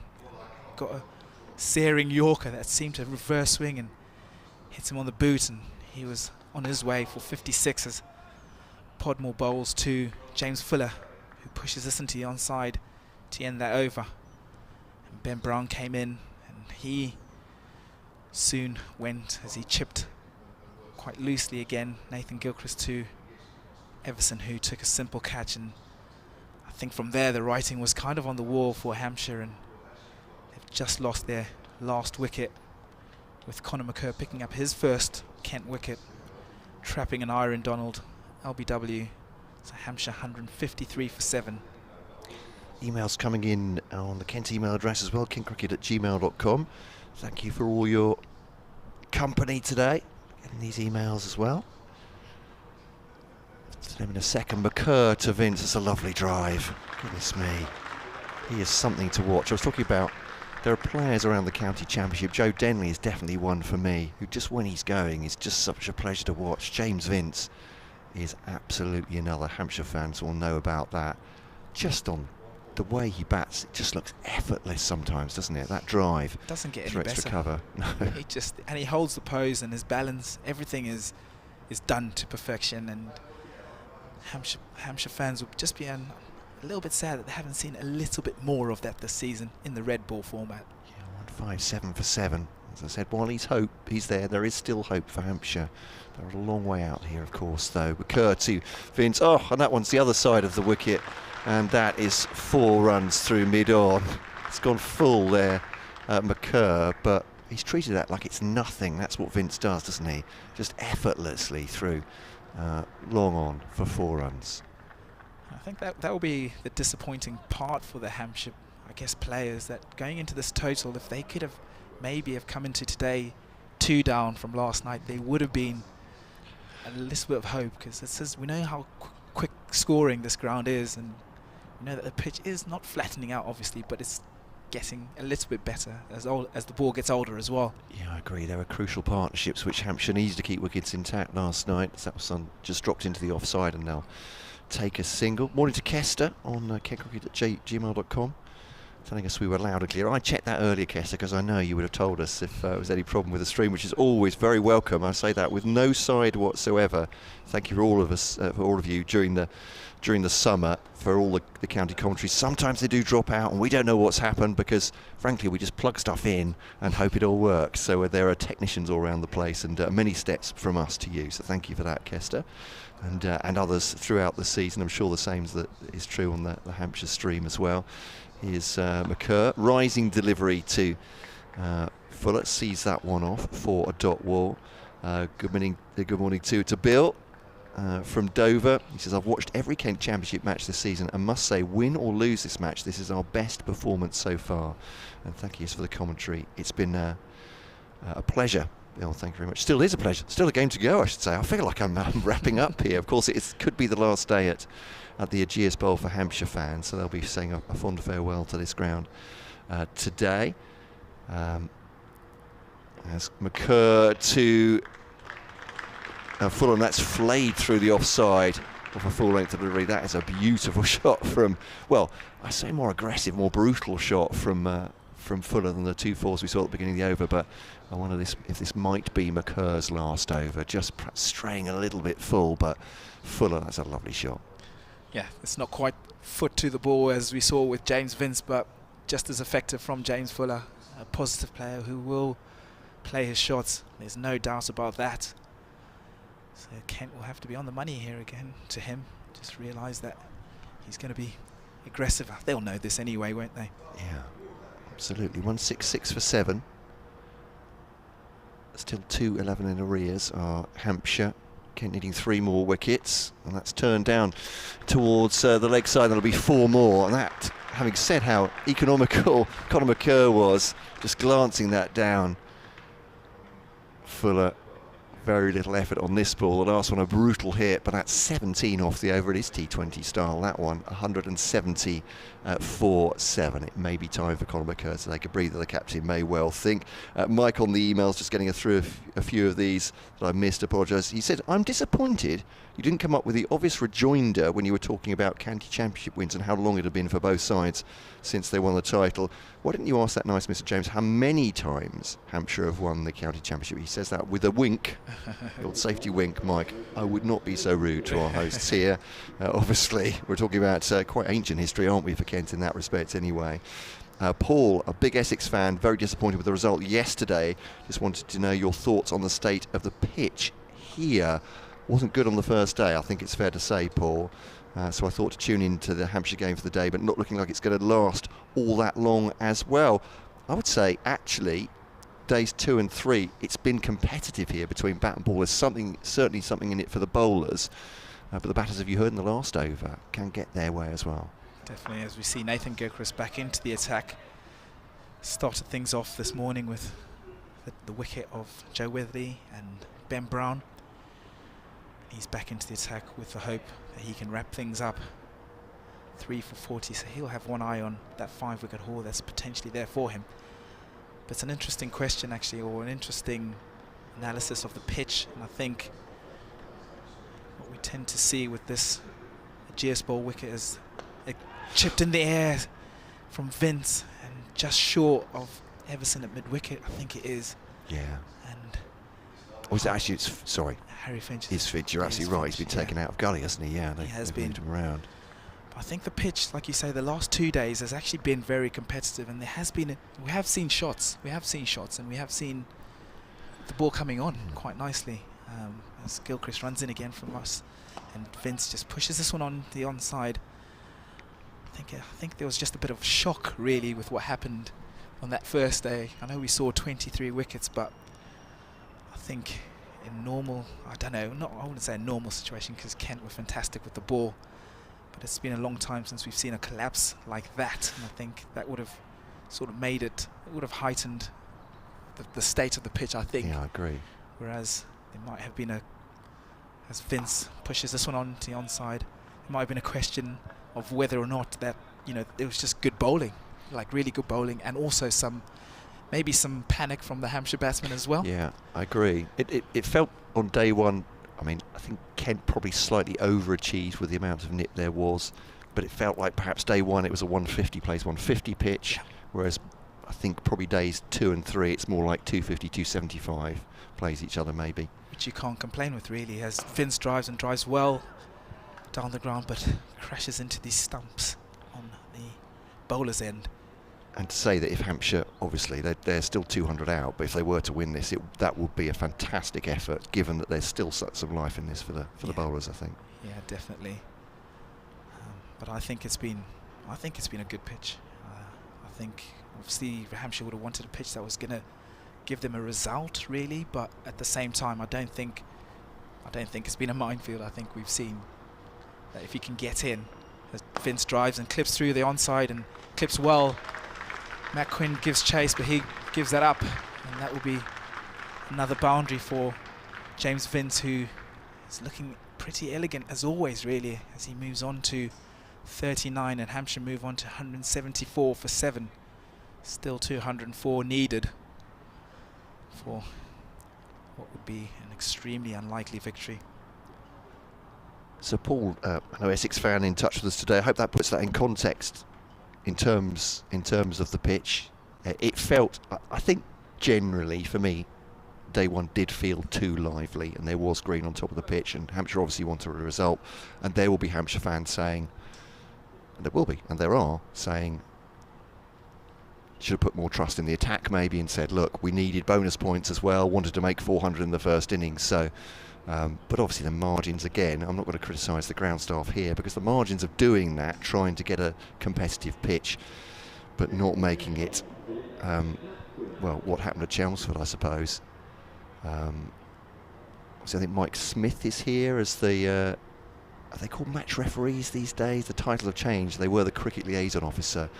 It'll be interesting to see what his assessment, obviously his expert assessment of this surface, but certainly it feels competitive now. Hampshire would rather it was a lot flatter, I think, to be fair at this point. But Quinn to return, bowls to Fuller, it's bat and pad, and skews off towards Jack Leaning at slip. Yeah, that was a good ball again from Matt Quinn, who he is definitely finding something out of this. And of course he did in the first innings with his 6 wickets, 2 in the second, none this morning. Gilchrist has 2. It's been returning from the hotel end here, so you can understand Jack Leaning thinks these are the 2 probably he'll turn to when he needs wickets. 55 overs gone so far. That a dot ball. Quinn to for a little bit of width, but just helps that out on the ground to backward point, and a single taken. I think looking back at it, actually, that first session yesterday where I think Kent scored maybe 130 runs. That was a crucial time in this game, actually, because if they had maybe, or if Hampshire had maybe picked up a few more wickets in that point and maybe kept that slightly down, it would have been an interesting run chase. I think in the end, I think they're probably chasing 100 too many, really. It's Quinn now to Vince. Clip up towards mid-on, and there's no run. I agree. Kent definitely batted aggressively, didn't they, yesterday morning? As I said, they took advantage wherever they could of the full balls, anything slightly wide. But obviously that's risk-reward as well. You're absolutely right. If Hampshire could have taken, you know, the odd drive going astray to a slip. So yeah, margin's very, very fine here. Again, find themselves on top. Mike's been in touch as well. Great to hear from you, Mike. In Soho Square, won't be a second. Getting to your email as Vince pushes forward, but plays that gently out towards Tawanda Mayeye to extra cover. As I'm a big fan of 4 or 5 day cricket. A bit disturbed by these rumours of a 6-team top flight. If this happens, we'll be relegated even if we stay up. I think the review suggests that next year will be the same, so it will be a 14 game. Correct me if I'm wrong out there, but there's not a suggestion that it'll be next year, that if that's going to happen it will be 2024, but we understand many qualms from members of clubs, counties around the country. Wrapped on the pad, Vince is getting forward and they'll take a leg by, and be interesting to see this one. It felt like Matt Quinn, his shout for the wicket was truncated, put it that way. Leg by, so it's not hit bat. Just seeing if there's going to be a replay here. But again, excitement from Kent. And I would say in that situation is it has beaten the bat, which is good news for Kent. They just don't get the decision. But Quinn is certainly, he's getting something from that far end that other bowlers aren't. Coming towards us from the pavilion end, and Fuller defends that. He's cautious with that delivery.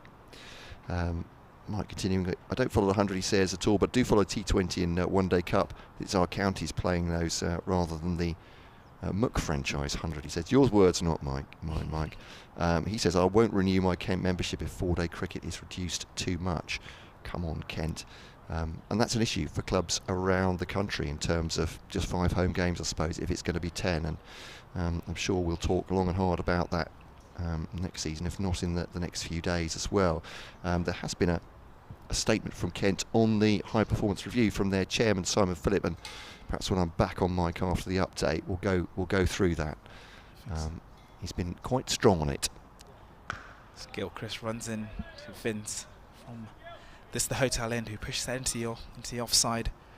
Yeah, it's interesting, that 4-day point. And I think I personally think, you know, 4-day cricket is probably the pinnacle. Test cricket is the pinnacle, and this is a perfect foil for that, for anyone to make that progression. Of course, I think I guess this game itself, the last 3 or 4 days, has shown us just how, as Vince drives Gilchrist through to mid-on and no run, it's just probably shown us how every single day is slightly different, and there will be different scenarios, different situations, and different momentum for each side, and you don't get that.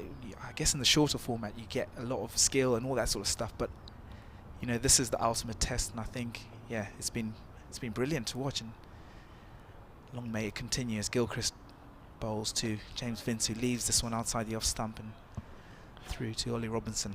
Just a quick mention of other games. So Yorkshire have lost a couple of wickets. They are 140 for 5 against Surrey, but still 14 short of making Surrey bat again at the Oval. Warwickshire 114 for 9. That is very good news for Kent. They've got a 133 run lead over Gloucestershire. Kent would love Gloucestershire to beat Warwickshire today. Gilchrist bowls and James Vince clips that one into the onside, and they come back for a couple. Northants have avoided the follow-on against Somerset. They're 257 for 8, 132 behind, but in their first innings. And, well, we know what happened between Lancashire and Essex. Perhaps I'll just draw a veil over that one. So that's the First Division scores. Sorry, Paul, I don't mean to pile things on. I know you're listening to today, an Essex fan, but that was over very quickly yesterday. It was 4 sessions, I think it was, in the end. As Gilchrist comes in, James Vince waits and drives well down the ground. No run to mid-off. It's been a feature of his play this morning. We know that he's a fantastic timer of the ball, and he's driven and looked assured, really.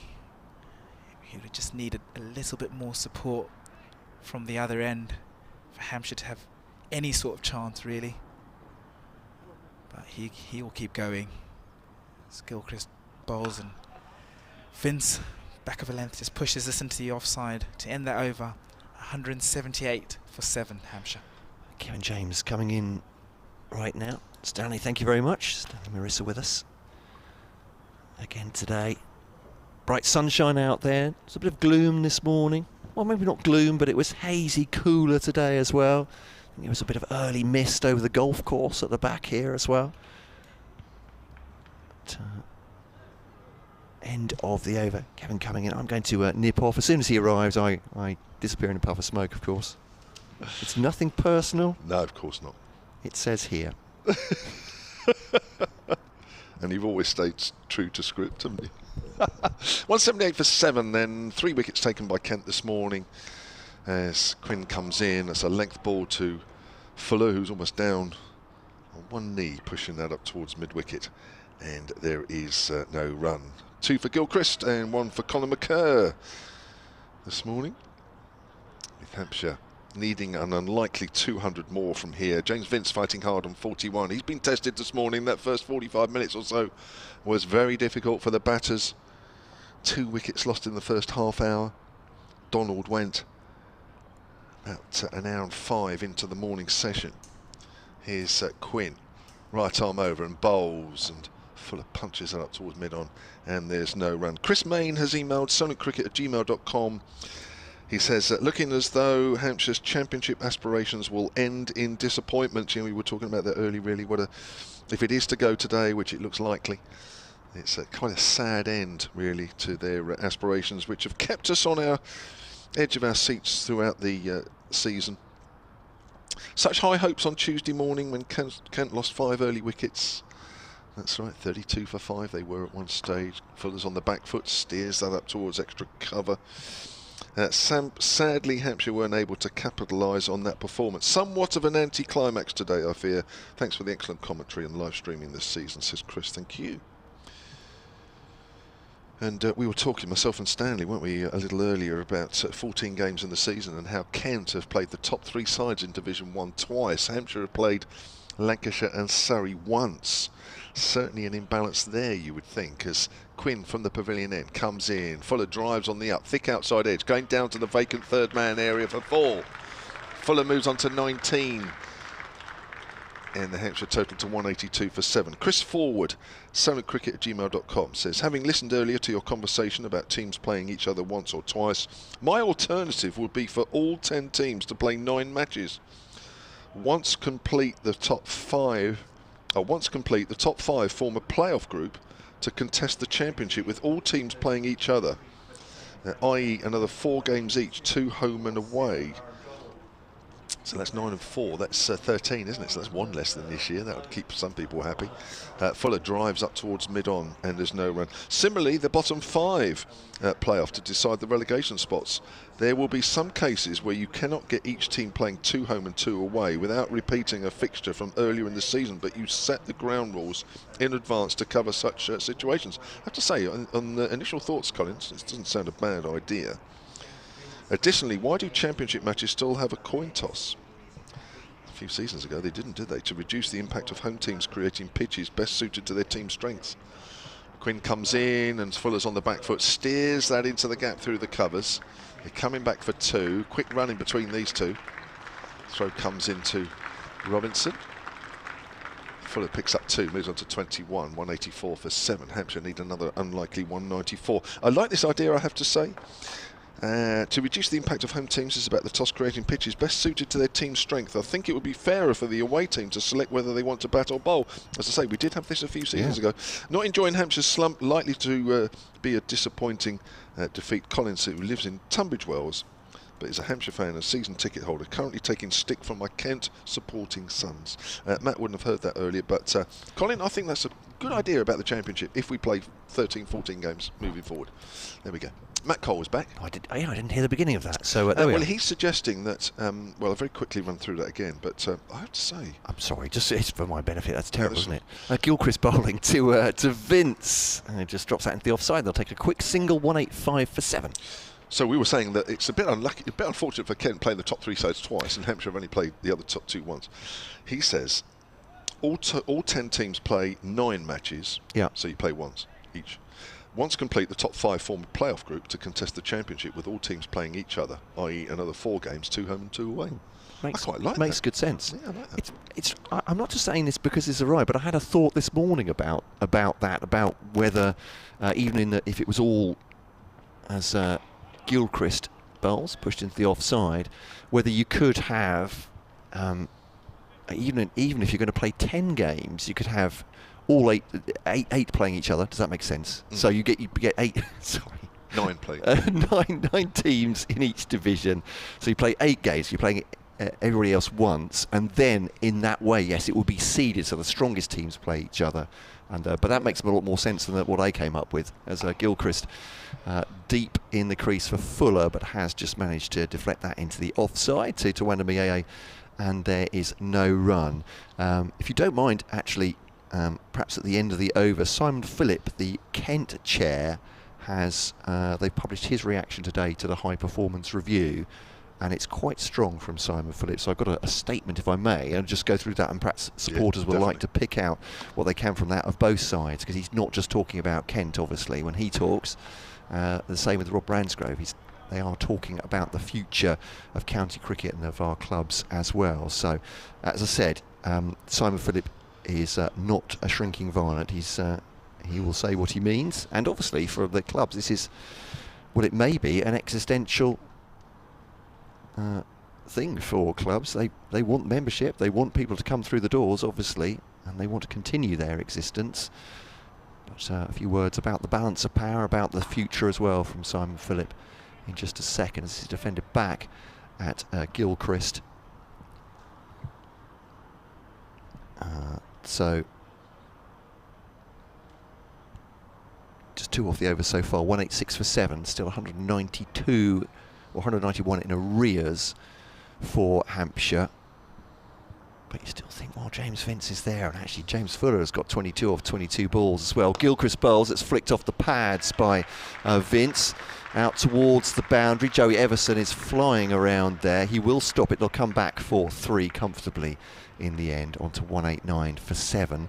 Just building a partnership here, these 2 as well, and hoping that maybe the life will go out of the wicket with the conditions this morning. So if I may, so commenting obviously on the publication of the high performance review, Kent Cricket's chair Simon Phillips said the Strauss review is wide-ranging and comprehensive. However, it should be remembered that it has been prepared through the prism of high performance only. The 2 key areas for our club, domestic structure and scheduling, remain within the discretion of the 18 first-class counties. Within this group, we will now consider issues such as the needs of all our members, supporters, players and stakeholders, the financial impact, the unintended consequences and possibly irrevocable change to the essential nature of county cricket. There are a couple more paragraphs here which are very much the meat on the bones. This is cut away for a single by Vince off this next ball from Quinn. Simon Phillip, Kent Chair, saying Kent Cricket is a fundamental part of our community, committed to supporting the growth of the men's and women's games at all levels. We continue to deliver success on the field, produce players for England and support one of the largest recreational and schools cricket populations in the country. And this, the final sentence, we will not allow our club to be rendered irrelevant. That from Simon Phillip, the Kent Chair, his thoughts on the high performance review from Andrew Strauss. So up to mid-on. Just thought that's worth reading out because we, obviously Rob Bransgrove has had his say about the future of county cricket, and these are the people in charge of our clubs, and obviously the hopes and fears of members of county cricket clubs and the wider support beyond. As Simon Phillip is saying, the structure at the moment, the health of the game, depends on the clubs themselves. As Quinn's coming down from the pavilion end. So thank you for your indulgence on that. If supporters of either clubs want to get in touch on that, kentcricket@gmail.com on the emails, and for Solent listeners or Hampshire listeners, solentcricket@gmail.com. I take it when you were on with Stanley, you read out the bullet points of that review. I didn't. I beg your pardon. Okay. No. I've just got it here. Well, there we go. Yep. Sorry, I put the cart well and truly before the horse. No. I just wanted to check. That was all. So Quinn from the pavilion end to Fuller gets forward, bit of pat and pad. Matt Quinn almost sinks to his knees. Would love that to have been pad and bat. Put it that way. So if you go on the BBC Cricket website about an hour ago, the article has come out. The number of county championship matches teams playing a season could be cut from 14 to 10 with the first division of 6. So this is all this under this high performance review that you've been talking about there. I'll come to the bullet points in a moment. That's Quinn. Then to Fuller, defending that one. No run, 197. Right, these are just proposals. The start of the county championship would move from April to May and run continuously throughout the summer months, rather than being split between the start and the end as it is currently, and finish in September with teams playing a minimum of 10 games. There would be 2 second division conferences of 6, with 1 promotion place decided by an end of season playoff. A one-day cup would take place in a single block in April, and can include minor counties and an FA Cup style knockout format. As Quinn bowls to also rise in delivery, he's got that to rise off a length. Quinn has just fallen on his follow through. Is he okay? He's looking a little bit leggy as he gets up. It was a great delivery, just got a bit of extra bounce there. Quinn tentatively walking away, but under his own steam, no physio coming out. And a couple more here. The T20 Blast would reduce from 14 to 10 matches and would also be in a single block from the end of May to the end of July. The 100 would be the only white ball competition to take place in August, with first-class cricket festivals offering specialist red ball players not competing in that competition the chance to play extra matches. But, of course, the bottom line is this has to be agreed by all 18 counties. Are we really thinking that all 18 counties are going to agree to that? Or does it have to be all 18? Is it 12 out of 18? Right. Here's Gilchrist, bit of bounce there as well as Vince keeps it down. They want a quick single. It's wide of slip, but that's well fielded actually. Was that leaning, running around from? Yeah. Slip does really well there. You are right. 2/3 of the 18, which is or 12 in. I can't see. I don't know about you. I can't speak for counties. Can't even speak for Hampshire. But I can't see counties agreeing to 4 less championship matches and how many less T20s? And 4 fewer as well. Yeah. I just cannot see that. So I wouldn't take that as gospel that that's going to happen. As worried as people are, that's wrapped on the pad. Vince coming forward again. That ball's angling into the right-hander. So in response to that, that makes a lot of sense from what Simon Phillip has said, the Kent Cricket Chair, in we're not going to become irrelevant. Yeah. And the importance of counties producing players, obviously, for internationals and for the 100 for the cash cow. You know, for me, and I think we all know that certain counties think a certain way because they might have more international games, they've got a test venue, and there's others. So I think we all know that, and I think that's pretty much a gimme. Here comes Gilchrist. Oh, that's come back as well, but nice drive there by Vince, not quite hard enough to beat the fielder at mid-on, and that's, who was that there at mid-on? Conor Mccoy. Conor Mccoy as well. I just cannot see that, and I don't know why. I can't see every county, anywhere near any county, agreeing to all that, can you? Just looking at promotion and relegation from the county championship, so 6 teams in the top division. Gilchrist bowls, and that's driven by Vince, and not quite hard enough to get it past the infield, but he'll pick up a single through extra cover.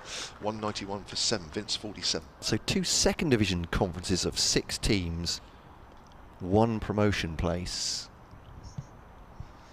decided by a playoff in each group.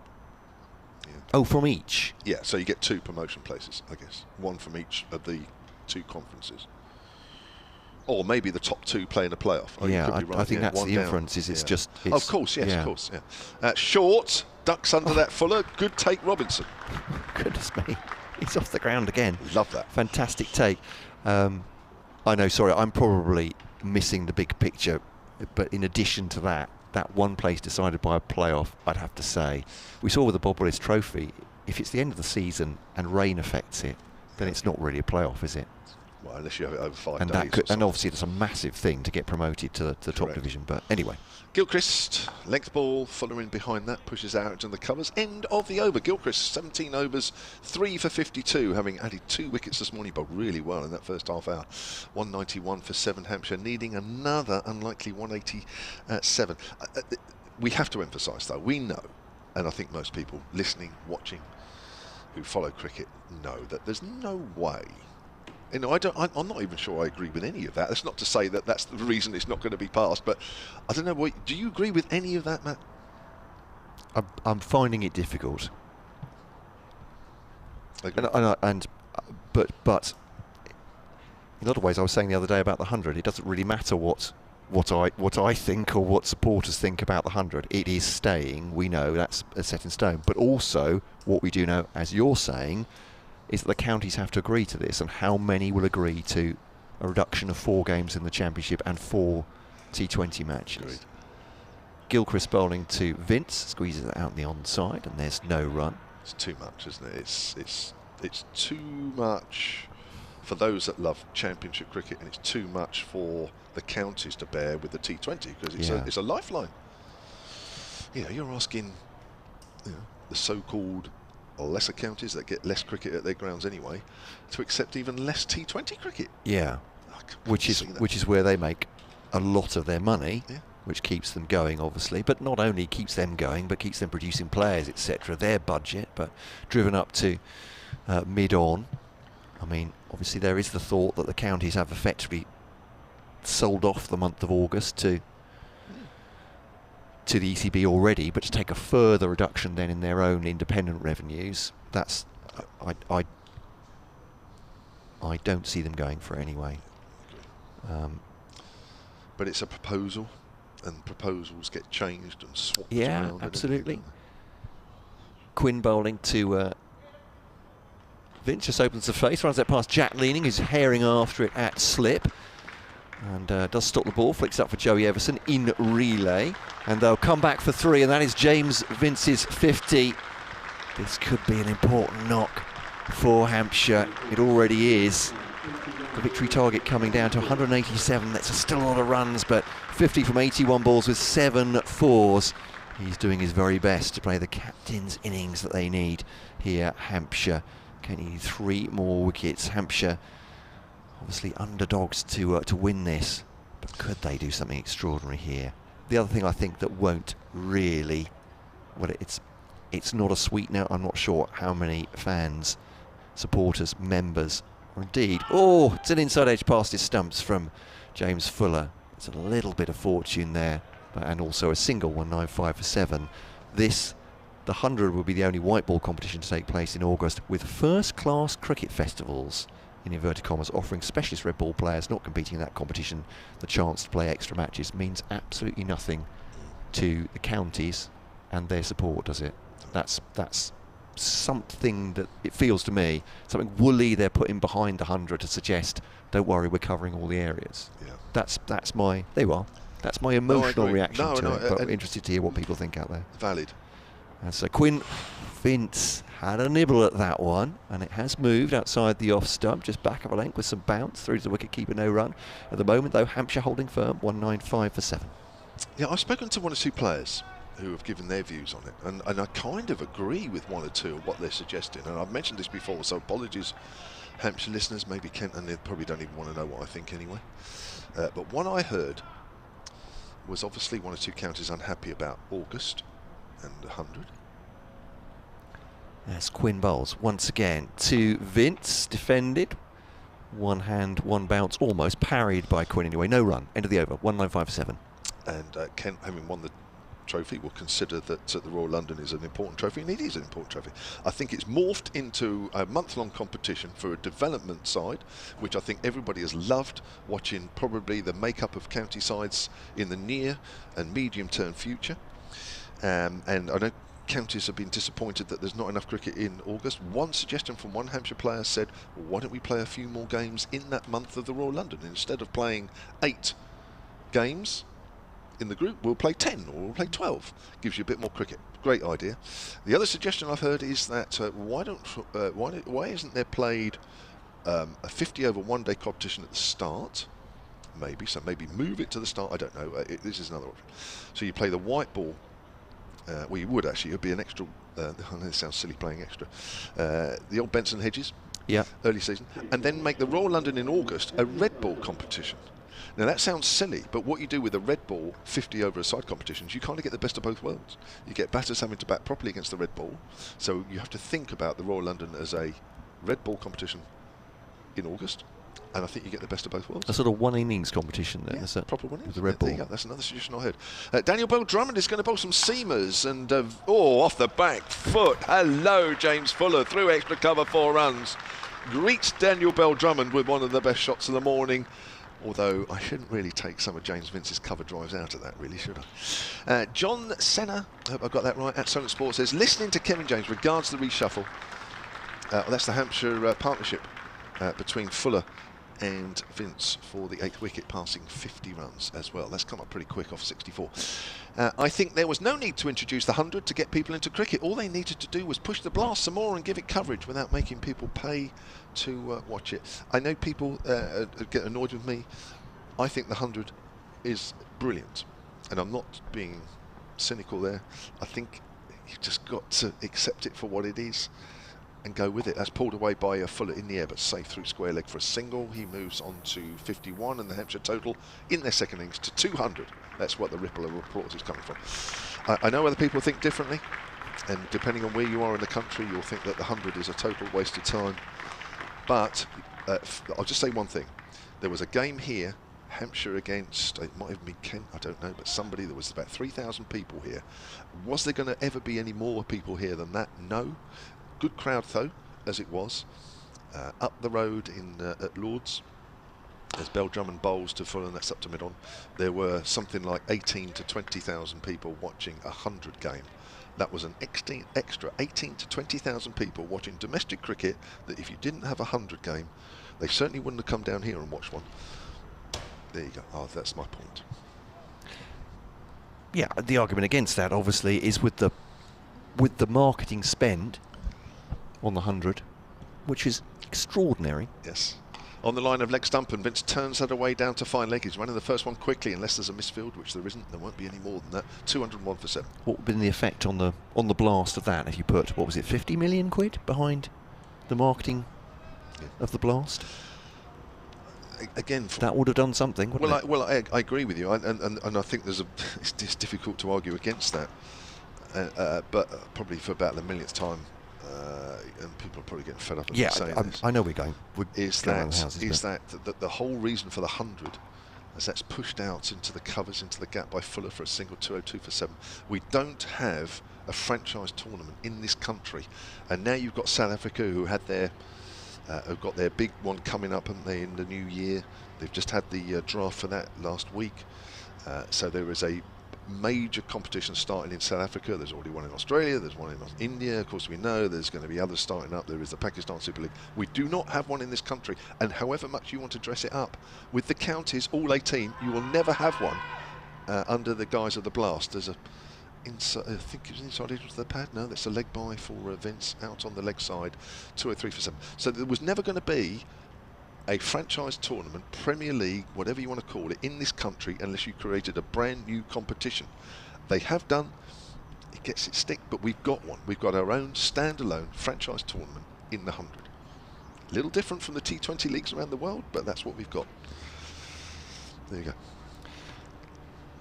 Discuss. There we are. I think people are bored with that now.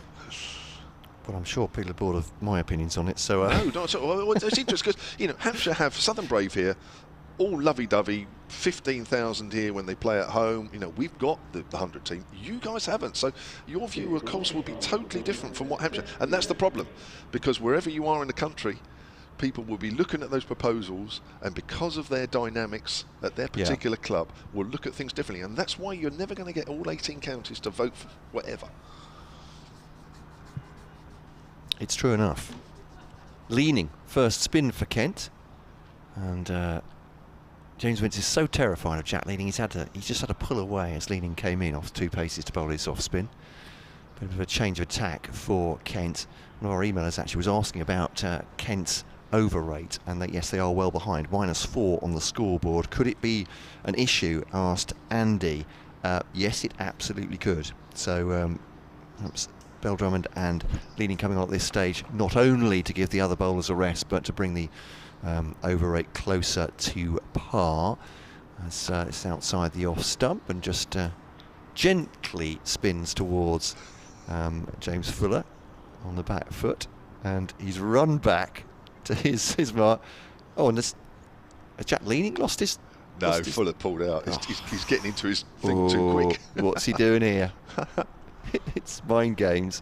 Leaning to Fuller. Well, that one does turn and actually get some bounce as well and surprise Fuller for a moment there. That's interesting. The cynical person in me is saying that they're deliberately stopping Leaning bowl too quick because the batters took too long day one to come out. Poor playback. We really haven't got time for that, Kevin James, and you know it. You know I haven't got time to respond, and I'm more eager to hear what our audience have said than your petty quibbling. It says here. Not my words. Of course they are. Here's Leaning to Fuller. He's edged that. Well, there's no slip. Jack Leaning's not there himself, and that'll go for 4. So playing through that, and goes on to 33. The score to 208 for 7. David Riley saying, we were just talking about Matt Quinn going down in a heap in his follow-through. A common discussion point, says David, at Canterbury's appearance of Matt Quinn's left ankle. It looks like he's got an electronic tag on it. We are not saying that is true. I think that's said with tongue-in-cheek. On a more serious point, there we are. Thank you, David, for goodness sake. Trying not to get the lawyers involved in the commentary quite this early. Are Hampshire planning a protest about Surrey being allowed to play Pope and Folkes? Never mind Kent. I'm adding to that. Never mind Kent not being allowed to play Zach Crawley in this game. End of the over. I'm trying to fly through these. Warwickshire leading Gloucester by 147 runs. Can Gloucester do that? They can, and Kent are hoping that they will and beat Warwickshire today. You're following that one closely, so are we. And finally, before I go off for my update, Essex supporter says, Bradders, currently loose end after yesterday's match. I'd like to see 2 divisions of 9 apiece with 16 games being played. First-class cricket, the bedrock of the game, the breeding ground for our test team. It's daft that this season we only play Hampshire, Surrey, Gloucestershire and Warwickshire once. Plain daft. Start of a new over. Vince works Bell Drummond behind square on the offside, 209 for 8. I'm going to... 7. Time for me to wake. What I think it is for Stanley, is that right? No, we got lunch. Oh, lunch. Goodness space, sorry. I'm living in the past. I'm living in August. I might as well stay on for a minute then, won't I? August 19... Oh, come on now. There's a low blow coming up here. Or is it a fair shot? I'm not sure. Here's Bell Drummond, runs away from us, bowls to Fuller. Fuller's gets a length ball, pushes it out into the covers. Christine then on the high performance review. Great to hear from you, Christine, as always. I don't see how any of the proposals amount to its name. Test bowlers need more than 4 over spells. Best wishes, Christine. Great to hear from you. Thank you. Martin, too much cricket. Question mark, says Martin. Surely the issue is too much international cricket. He says we never used to play this many international matches in a year. Bell Drummond. Oh, that bounces. Fuller does well to keep it down. Fielded at wide, slipped by Leaning. So perhaps fewer ODI and T20 England games, says Martin, especially what seems to be the World Cups coming around every few weeks. Can't say I object to bringing in more competitions to the One Day Cup. I recall the 80s when the B&H Cup had combined universities, minor counties, even Holland playing, he says. Bell Drummond short, and Fuller is motionless as it goes way over his head. He's asking for a wide. And Mike in North London talking about the 100, I believe, here. I think, Kevin, the problem is the primacy it's been given. There we go. Thank you very much for all your replies. Keep them coming on the High Performance Review, or indeed this match. Bell Drummond runs away from us. Length ball. Fuller drives to extra cover. No run. Matt's off after all that. We're squeezing a couple in. There is lots to actually get through, which we will do, of course, after the luncheon break, as Bell Drummond races back to the top of his mark, and Fuller is just, maybe deliberately, just marking out his guard a little bit. Here comes Bell Drummond. I think Hampshire will try and keep Kent down to this over. It's outside the off stump, very nearly an outside edge.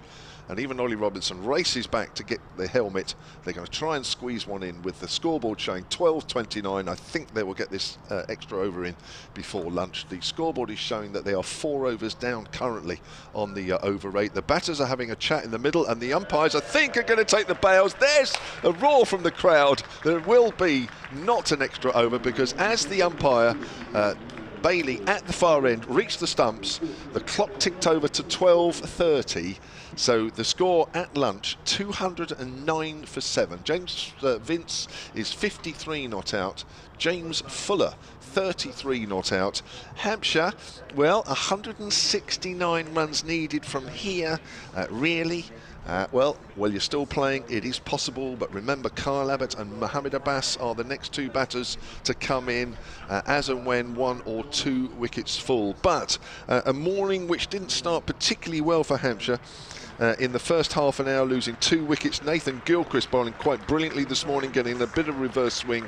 Had Joe Weatherly LBW with just such a ball, full delivery. He was out for 56, Weatherly adding only 2 overnight. Ben Brown out for no score, caught on the leg side, clipping away a full delivery from Gilchrist. He went 119 for 6, that was. Weatherly out 4 runs before that. And an Irwin Donald, after around about an hour and 5 minutes of play this morning, LBW to Conor Mccoy for 14. That was 146 for 7. But Vince, who's on 53 off 88, with his 6th half century of the season, only 100 this season, and ironically that was against Kent at Canterbury. 209 for 7 then, Hampshire. We'll be back for the afternoon session on the live picture feed and on BBC Sport Online in just under 40 minutes.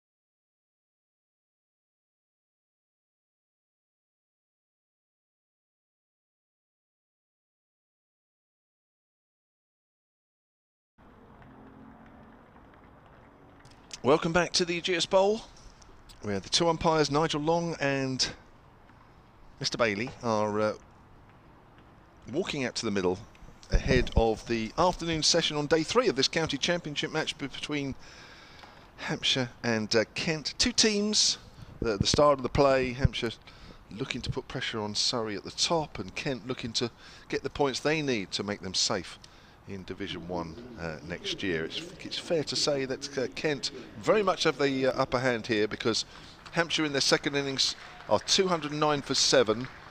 Kent needing 3 wickets to win this game. Hampshire, a rather more difficult task, needing another 169.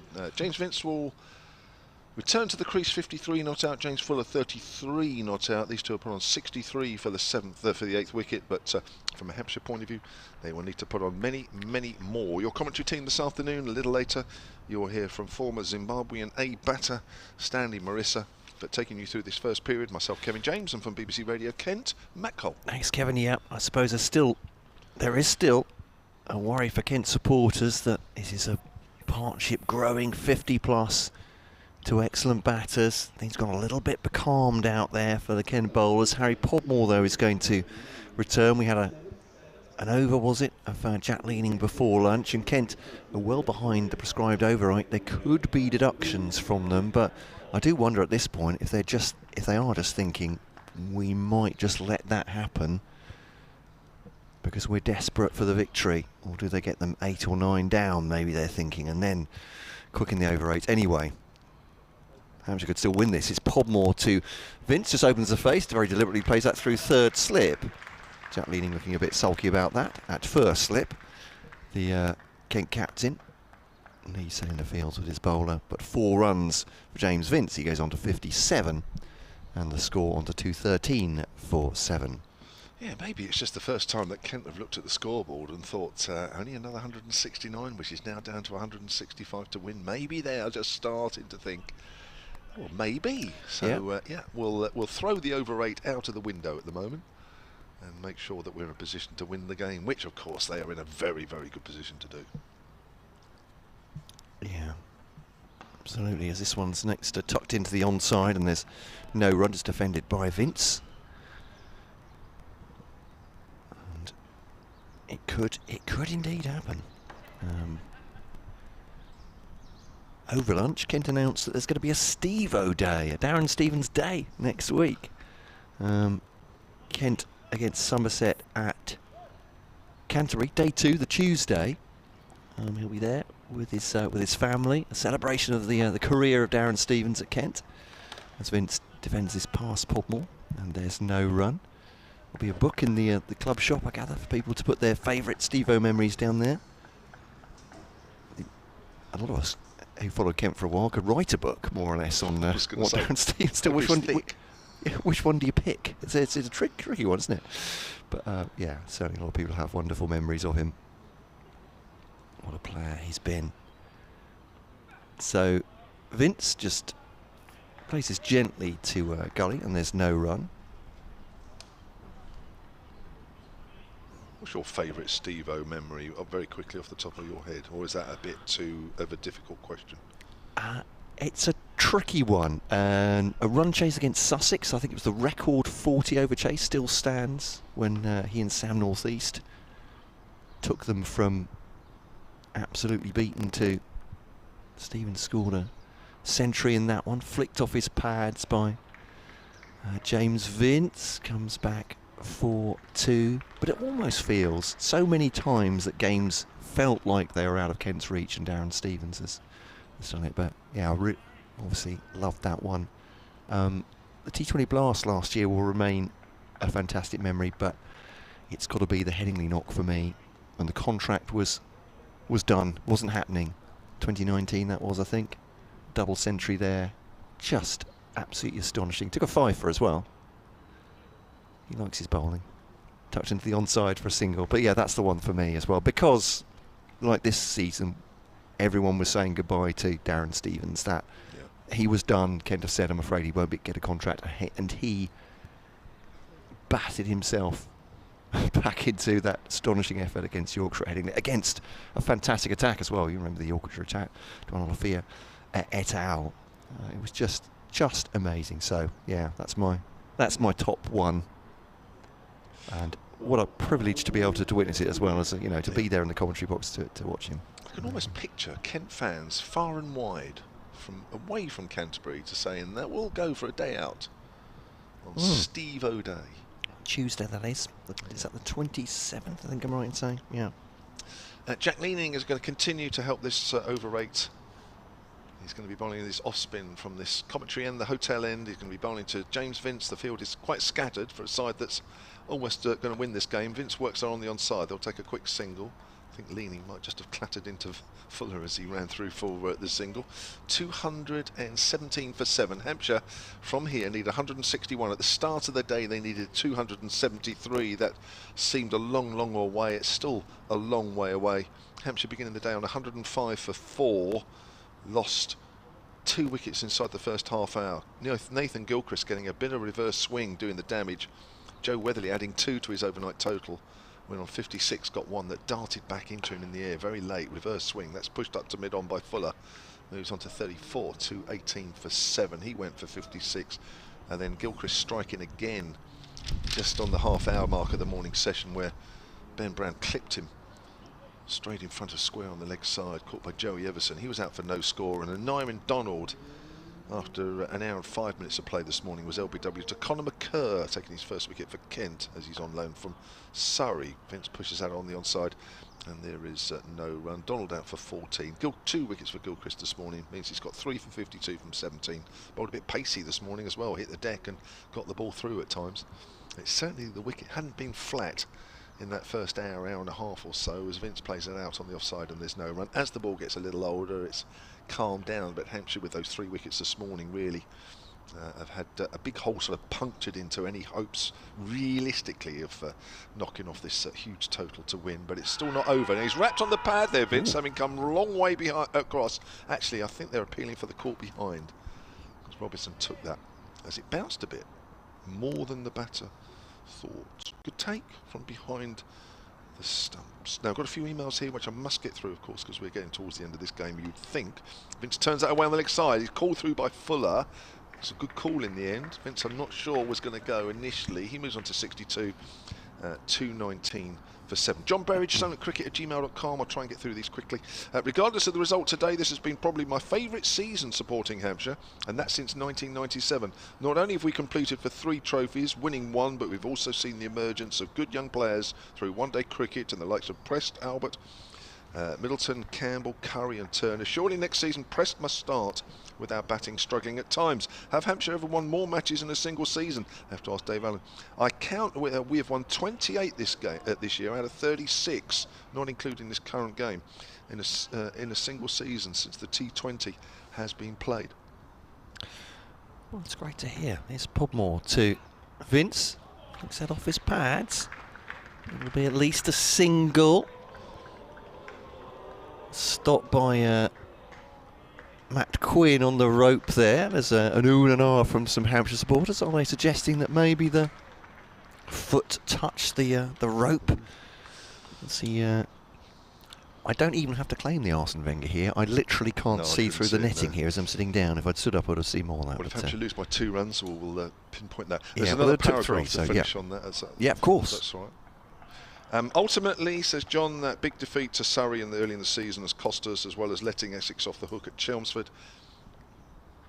As Podmore bounds in to bowl to James Fuller, easily farming a single, if not more, out towards square leg. Yeah, they'll have 2 there. Matt Quinn throws in, but well run. And this is an interesting period of play, isn't it? Don't want it to drift here. 154 to win. Hampshire 224 for 7. John goes on. Interestingly, we've only had 14 players start in the championship. That's interesting. It is actually to Surrey's 22. Well, of course, England calls for Surrey. Surrey have had 11 international England players and overseas play for them in their championship campaign, and they've all contributed when needed. It's Podmore to Fuller, and into the offside, and there's no run. Pope getting 100 against Yorkshire, current game. Tom Curran getting 100 last week against Northants, that's right. And Surrey have not lost all season in the championship, nor have they looked like they might. It's not over yet, but thank you, Hampshire, for an enjoyable season. I echo that. It's been a great season. Whatever happens today, whatever happens next week at Edgbaston, it has been a memorable Hampshire season. There you go.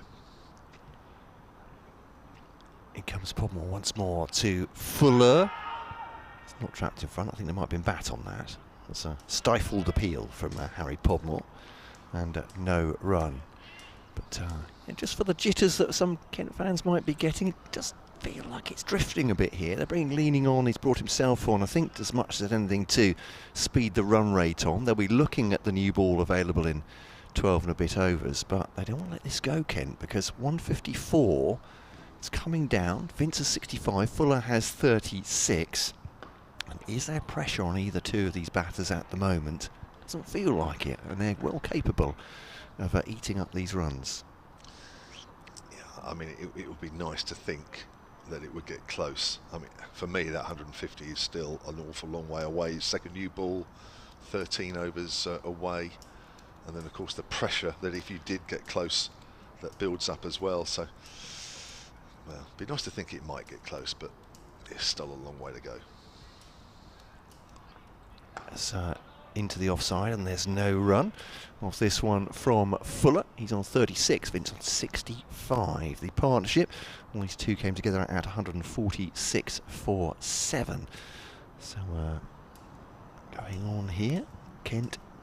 Oh yeah, could do with a wicket quickly. I'm just thinking about the other game as well. Gloucestershire against Warwickshire. Kent could really do with a Gloucestershire win there. Gloucestershire have lost their first wicket as well, chasing 148, I think, to win. They are 15 for 1 now in that game. So cricket can change quickly over a session, can't it? It can, but they're a long way behind you guys, aren't they, really? It's a big gap. 21, about 31, about 39 points, I think. That's pushed away on the leg side by Vince. Not thinking about Gloucestershire, we're thinking about Warwickshire. Level on points. Of course. Sorry, Gloucestershire, yes. we assume, are going to be relegated anyway, but yeah, could really do with Warwickshire being beaten. Yep. 2 points ahead of Kent in the live table currently, Warwickshire. 225 for 7 here, Hampshire, with Vince on 66 and Fuller facing the next delivery on 36. Just turns a fraction, pushes forward, it hits the inside edge of the bat as it goes out square on the leg side. That's another single, 226 for 7. That performance review coming out this morning, Andrew Strauss. Lots of you were getting in touch just before lunch. We'll work through a few of them. It was interesting, even when we had lunch here, everybody talking about it. Of course, we were silly about it, really, me and Matt. It's turned away, very fine, and that's going racing up towards the rope, up at the pavilion end, and that's going to be 4 runs for James Vince. He moves on to 70. 230 for 7 here, Hampshire. They need another 148. Martin Stiles, silentcricket@gmail.com, under the heading of Cricket Review, says, so according to Strauss, the whole point of the game of cricket is to produce a team that will beat Australia and presumably stuff the county supporters and the grassroots clubs and players. That was in brackets. I now await the FA announcing the whole point of the game of football is to produce a team that will beat Germany or Brazil. As that's driven up towards mid-on by Vince. He'll move on to 71, 231 for 7. If we are playing too much cricket and they are wanting to compete with T20 franchise competitions like the IPL, what the Blazes was the point of the 100. It's not a format anyone else is going to adopt across the world because they are quite happy to spend money marketing their T20 competitions properly. Forward is Fuller, it beats him, and the stump's whipped off by Ollie Robinson, asking for the stumping. Not out, says umpire Bailey. As you were pointing out, it is Kent's, whatever the format, it's England's English franchise, isn't it? Yeah, outside the off stump, Fuller pushes that away on the offside. End of the over, 231 for 7, and we are 11 overs away from the second new ball. Hampshire need 147.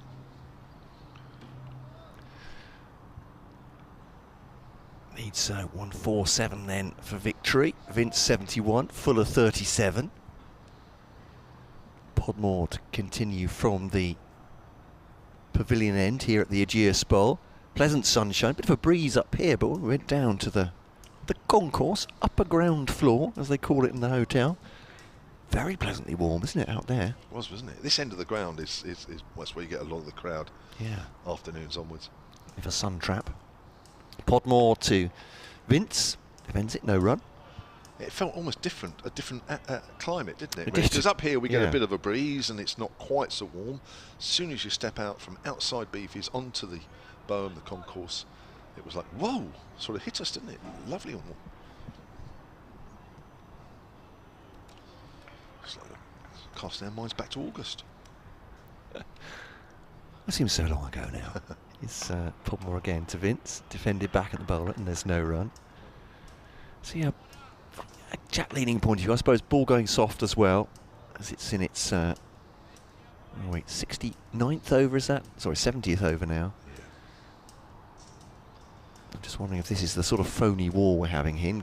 Kent will try and keep the runs down, try and keep the over rate up, and hope to strike quickly with the new ball when it arrives. Still 147 to make for Hampshire. Off his toes from Vince. Everson makes a dive at it but can't stop it. Out towards Daniel Bell-Drummond. The leg side boundary, they'll just take a single. Throw comes in. The tricky one for Robinson to handle, but does take it.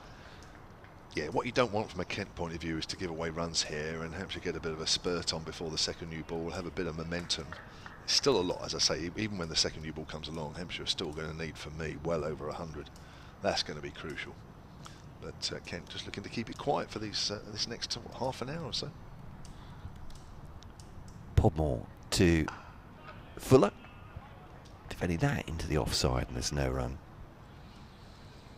But super partnership between these two. 146 they came together. 146 for 7. It looked all over there, that's for sure. That was 50 minutes before lunch. You would have thought there was every chance that the game might have been wrapped up then. So Podmore into Fuller once more, playing a miss, gets a bit of shape. Does Podmore on a good length, and he's drawn into the shot there, attempting to defend it, I think, there, Fuller, but no edge through the wicketkeeper, and no run either. Bit of a leg cut to that as well, wasn't it? That's a superb delivery with the ball into its 70th over, because it's looked fairly benign for the seamers for a little while, either side of lunch. So that bodes well for when the new ball's available, I suppose. Podmore again to Fuller. Full length delivery and driven up to Gilchrist, I think, at mid-on. No run. Field's gone defensive as well. Jack Leaning takes off his cap, hands it to umpire Long.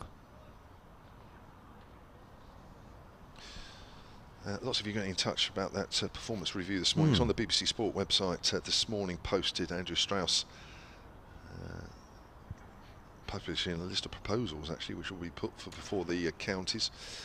And Henry, in brackets, disgusted of Romsey. Henry says, as a Hampshire member, I faithfully pay to watch Championship cricket every year. To reduce the potential maximum playing days, irrespective of the impact of lost days through the bad weather, of course you have to remember that, and the current trend towards competing matches in 2 or 3 days, further reduces the attraction of membership. One of the proposals is to play cricket festivals during the 100. That's pushed out on the onside by Fuller, started a new over from Leaning, that's right. So rather than have at the moment the Royal London Cup during the August, they're suggesting some Red Bull festivals for the counties as Fuller pushes well forward. Sorry, Vince pushing well forward. No, though we don't actually know what that is. No, because that's exactly what Henry says. What is a Red Bull festival? Sorry, Henry. Will this be well, you've taken the words right out of his and my mouth. I do apologise. Will these be substandard teams playing at possibly substandard venues? As Vince is on the back foot, plays it back to the bowler. If you're looking just from the brass tacks of it, that's of no relevance to the counties or county support at all, is it? Agreed. Who's going to turn up to watch it? What interest do the counties have in those matches? Might as well just pump up the second 11, don't we, really? That's pushed away on the leg side by Vince for a single, moves on to 73, 233 for 7. Yeah, as we fully expect, and I'm sure most people listening and watching to this as well, that fully expect that not everything is going to get passed, if indeed anything. Reduction in Championship, reduction in T20s. Outside the off stump, there is a bit of turn there for Leaning, bit of slow turn. Fuller on the back foot steers that up to deep mid on. That'll be a single, 233 for 7. Yeah, we've got a link to that article on BBC Sport on at BBC Kent Sport. I'm sure they have on Silent Sport as well. No, we haven't actually.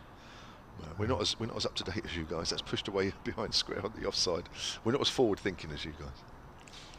But you can find it on the BBC Cricket. I can't be bothered. To be honest, we would we would always divert you towards the BBC Cricket page, because you have it's alongside the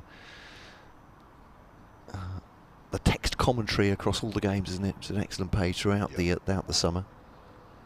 You can see the latest from all the matches, the latest quotes from the commentators. But on that cricket page itself, on the front page, is the ECB proposals. I'm going to have to nip off in a second. There you are.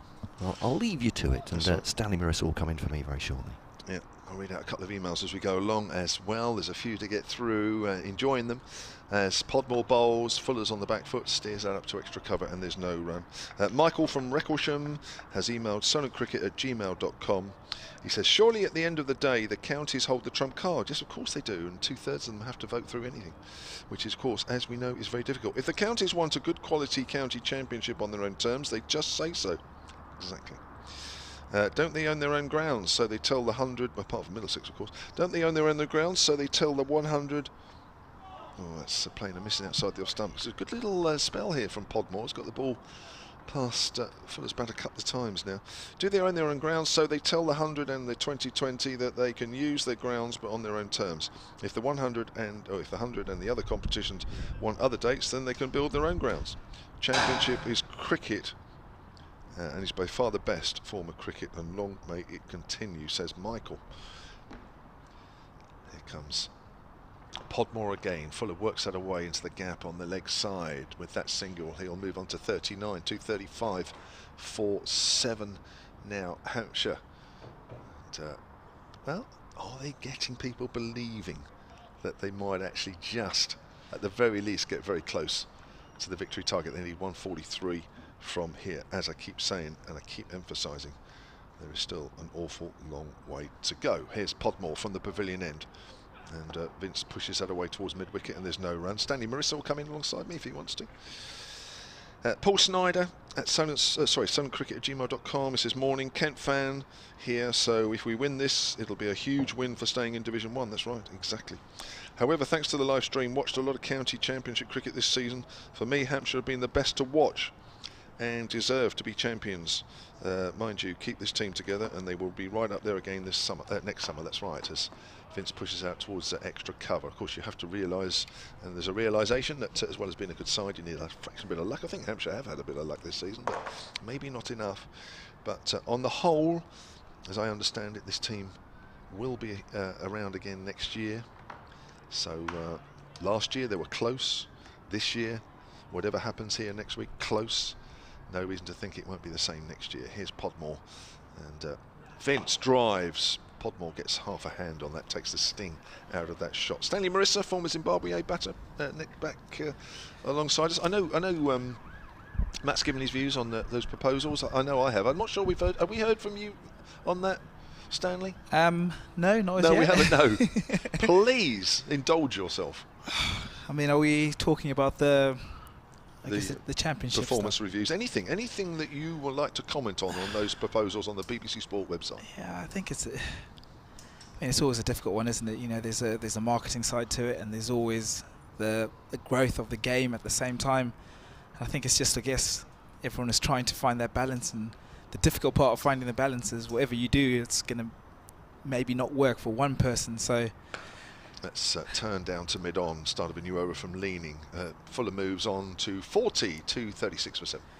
It is a tricky one for the powers that be, and they are just sort of trying to, I guess, work things out.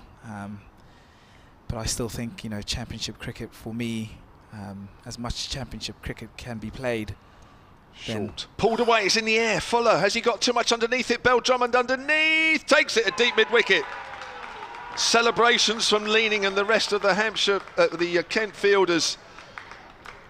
That's Vince gone. Got underneath that, tried to pull that away on the leg side, and just somehow, huge top edge which kept going, and Bell Drummond, steady as ever on that boundary rope, takes the catch, and Vince goes for 73. That's extremely surprising and I guess disappointing in the end for James Vince. Sort of a nothing shot in the end. It was dragged down by Jack Leaning. James Vince has not really gone for it. It doesn't look like he was, I'm not sure if he got a top edge, but it's just sort of floated to Bell Drummond, who's completed a really simple catch in the end. And that's brought to an end a really good innings. But with it, you'd think any hopes for Hampshire have just gone. That was Tawanda Mayeye actually taking a catch. Apologies for that, but it was a catch anyway. Here's a quick 30-second update. Disappointing update coming up on the south coast. Well, you join us just as James Vince has gone, caught on the deep mid-wicket boundary for 73. Hampshire now 286 now for 8, and that ended a partnership. 236 for 8. Yes, all 90 runs between him and James Fuller. You would think that's just about it, and up for Hampshire. They still need another 142 with the second new ball due in 8 overs. Sorry again, Stan. Yep. That's okay. Yeah, just really disappointing end. Yeah. Just as Hampshire fans were starting to maybe have some sort of belief and maybe start thinking, having one eye on that target. So Kyle Abbott is the new batter, and then just Mohammed Abbas after him to go. Kent 2 wickets away from probably just about securing their Division 1 status for next year. He's leaning with his off-spin, bowls, it's full. Abbott works that away square on the leg side. He's off the mark straight away. But I'm also looking at that over rate for Kent. It's still stuck on -4, even though leaning is into his 5th over. It doesn't look as though that over rate has come down at all, but you do get the feeling that Kent, Stanley, just want to win the game. They do. Yeah. If they lose a point in the process, well, so be it. Outside the off stump, Fuller leaves alone. Yeah, and it sort of felt like the game was meandering just a little bit, maybe pre-lunch and post-lunch, with obviously leaning bowling and just trying to get through the overs. Leaning bowls, Fuller's on the back foot, steers that out to extra cover. Which is what was so surprising about that wicket, because it kind of just came from nowhere, really. Vince, who'd looked pretty much assured throughout his innings, throughout the day, really. Maybe just a slight lapse in concentration from him. Outside the off stump, there is a bit of turn in the rough, but well left by Fuller. Leaning has 1 for 19 from his 5 overs. Hampshire 237 for 8. And with every wicket, of course, even 141 runs to get looks, again, a long way off. It does, and just as they were sort of starting to, I think the Kent fans, and we'll call the Kent fielders, would have started getting maybe a little bit twitchy, as Fuller and James Vince looked very comfortable. Obviously Kyle Abbott and Mohammed Abbas would have still been to come. We know Abbott can bat. We know he scored a pretty handy 57 not out a couple of weeks ago against Northampton, I think it was, here, and sort of important runs they were. So while Vince was still at the crease and Fuller, there was still a bit of hope as Podmore bowls to Kyle Abbott, who gets in behind that one with his bright orange gloves that we can see from here. Gets in behind that one and pushes that on to Everson at covers. No run. Yeah, well, we always knew at the start of the day it was going to be tough. 6 wickets for Kent looked an awful lot easier than scoring another 273, so it's proving as Kent is slowly working through the rest of the order. As Podmore bounds in past umpire Bailey, and Kyle Abbott leaves this one alone, and it goes harmlessly through to Ollie Robinson. I think effectively that 110 run lead, I think it was it 130 run lead? Was it? Sorry, 57 all out. 150 odd Kent got, yes, so it was effectively 100 a bit. Yeah, 106 run lead. It's potentially going to be the difference in the end in this game as Podmore comes in. Kyle Abbott waits and in behind that one and pushes that into the offside, and no chance of a single. I think you're right. 32 for 5, and Kent got far more than they should have done. Yeah. And that ultimately will. You're right. Otherwise, we would have had a serious game on our hands here. Would have been exciting stuff. I think even if Hampshire had maybe somehow got to 100 and maybe kept that lead to maybe just under 50 or just over 50, as Abbott clips this one through onto the onside and Muyaya does the cleaning up. Or Bell Drummond, I think it is, cleans up at mid-wicket. Yeah, if they had potentially maybe kept that lead, or sorry, Kent's lead to maybe something somewhere around 50 to 60, potentially would have been a small chance really. But 106-run lead is ultimately going to be too much, I think, as Podmore bowls to Abbott, who clips again to Drummond, who sort of lies on the field and just having a bit of fun by the looks of it. Will definitely be feeling a lot calmer, the Kent dressing room, with that James Vince wicket in the previous over. Yeah, they loved that, didn't they? You could see the joy on their faces. I think out in the field right now will be a pleasant place to be, won't it, if you're a Kent fielder? Definitely, as Podmore comes in and Abbott gets him behind this one, and he'll pick up a single into the onside as Drummond cleans up. Will potentially end that over. The 74th, Hampshire 238 for 8, Kent needing just the 2 wickets for victory. And it would be a well-deserved victory, as they've been pretty outstanding, really, from Ben Compton's resolute innings in that first innings to somehow get themselves to 160, then bowl Hampshire out for 57. They have been in the front seat from that point on.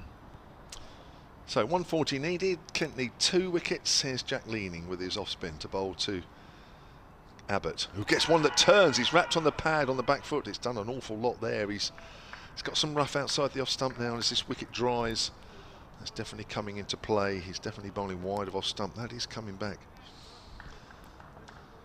Look at not a replay on that one, Stan, I don't think, as that's short and that's cut away by Abbott. Again, there's a fielder out to deep point, so it's just a single. Abbott moves on to 3. Naturally, the high performance review dominating headlines today, I guess, with Strauss's proposals. Ralph Brooker at Solent Sport on the tweets has got a comment as forward is full of plays into the ground, almost rolls back on his stumps. Haven't read Strauss's paper, says Ralph, but horrified to learn beating Australia becomes the raison d'etre for every aspect of the game in the UK. The test team should be preoccupied with current and next series. He's shocked, says Ralph. That's driven one bounce to the man at short mid-wicket. I think that's Joey Everson there. Be careful forcing it. We saw with Narin Donald, didn't we, before lunch, trying to force it, not getting to the pitch of the ball, and the ball in the air for a while. So that's a bit fuller, too fuller this time, and he drives it nicely along the ground out towards deep mid-on, and James Fuller moves on to 41. Another contribution from him around the sort of batting around the number 9 area. He's got some useful runs this year. Once or twice it's worked for Hampshire. Will it work here? Abbott drives, almost caught and bowled there. Again, we're just seeing the ball stop a fraction, and the batter's just pushing out at it. Didn't quite carry to Leaning. End of the over, 240 for 8 Hampshire in their second innings.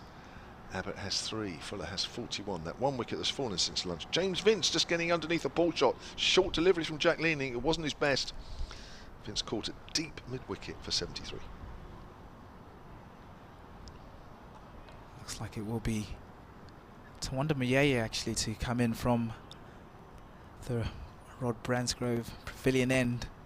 Maybe Kent have got one eye on that over rate, which is now at -2, just to try and get themselves back in line. And Muyaya will come in with his off-break bowling, as James Fuller will face up to it. But interesting with these proposals, is it going to be a situation whereby the counties have to all agree to it? Have they been proposed, or is it something that's already set in stone? It'll be put to vote. Let's see, as Muyaya bowls and Fuller goes over cover, and he might pick himself up a couple of runs if they do run. No, it looks like Abbott's turned him down and said, I'll have a face of this, and they run through for a single. Yeah, as I understand it, Stanley, I mean, they're just proposals. They'll talk about it, they'll discuss it, they'll pull it apart, probably throw everything out or most of it and come back with something else, and it'll be to and fro, and then they won't agree. That is my understanding. Yeah. They are only proposals. As Muyaya comes in and Kybert faces up and pushes this one on into the offside for no run, and Muyaya jogs back to his mark, so you can tell exactly what the plan is to try and get through as many overs as quickly as possible. And Abbott just has a look around and sort of makes him wait. Muyaya bowls and Abbott drives to mid-off and no run. Same thing, Muyaya runs back to his mark. Umpire Bailey puts his arm out. Bowls and Abbott forward defensive. So clear plan here as Kent, I think, is it just the 1 point that they would be deducted, is it? Well, they've got it down from -4 to -2. It's just changed. See, Abbott faces up and pushes this one into the onside, and no run. I thought it might be a point per over, but down, but I could be slightly wrong. But they've managed to halve the deficit. Abbott drives down the ground, and he'll pick himself up a single to end the 76th over. 241 for 8.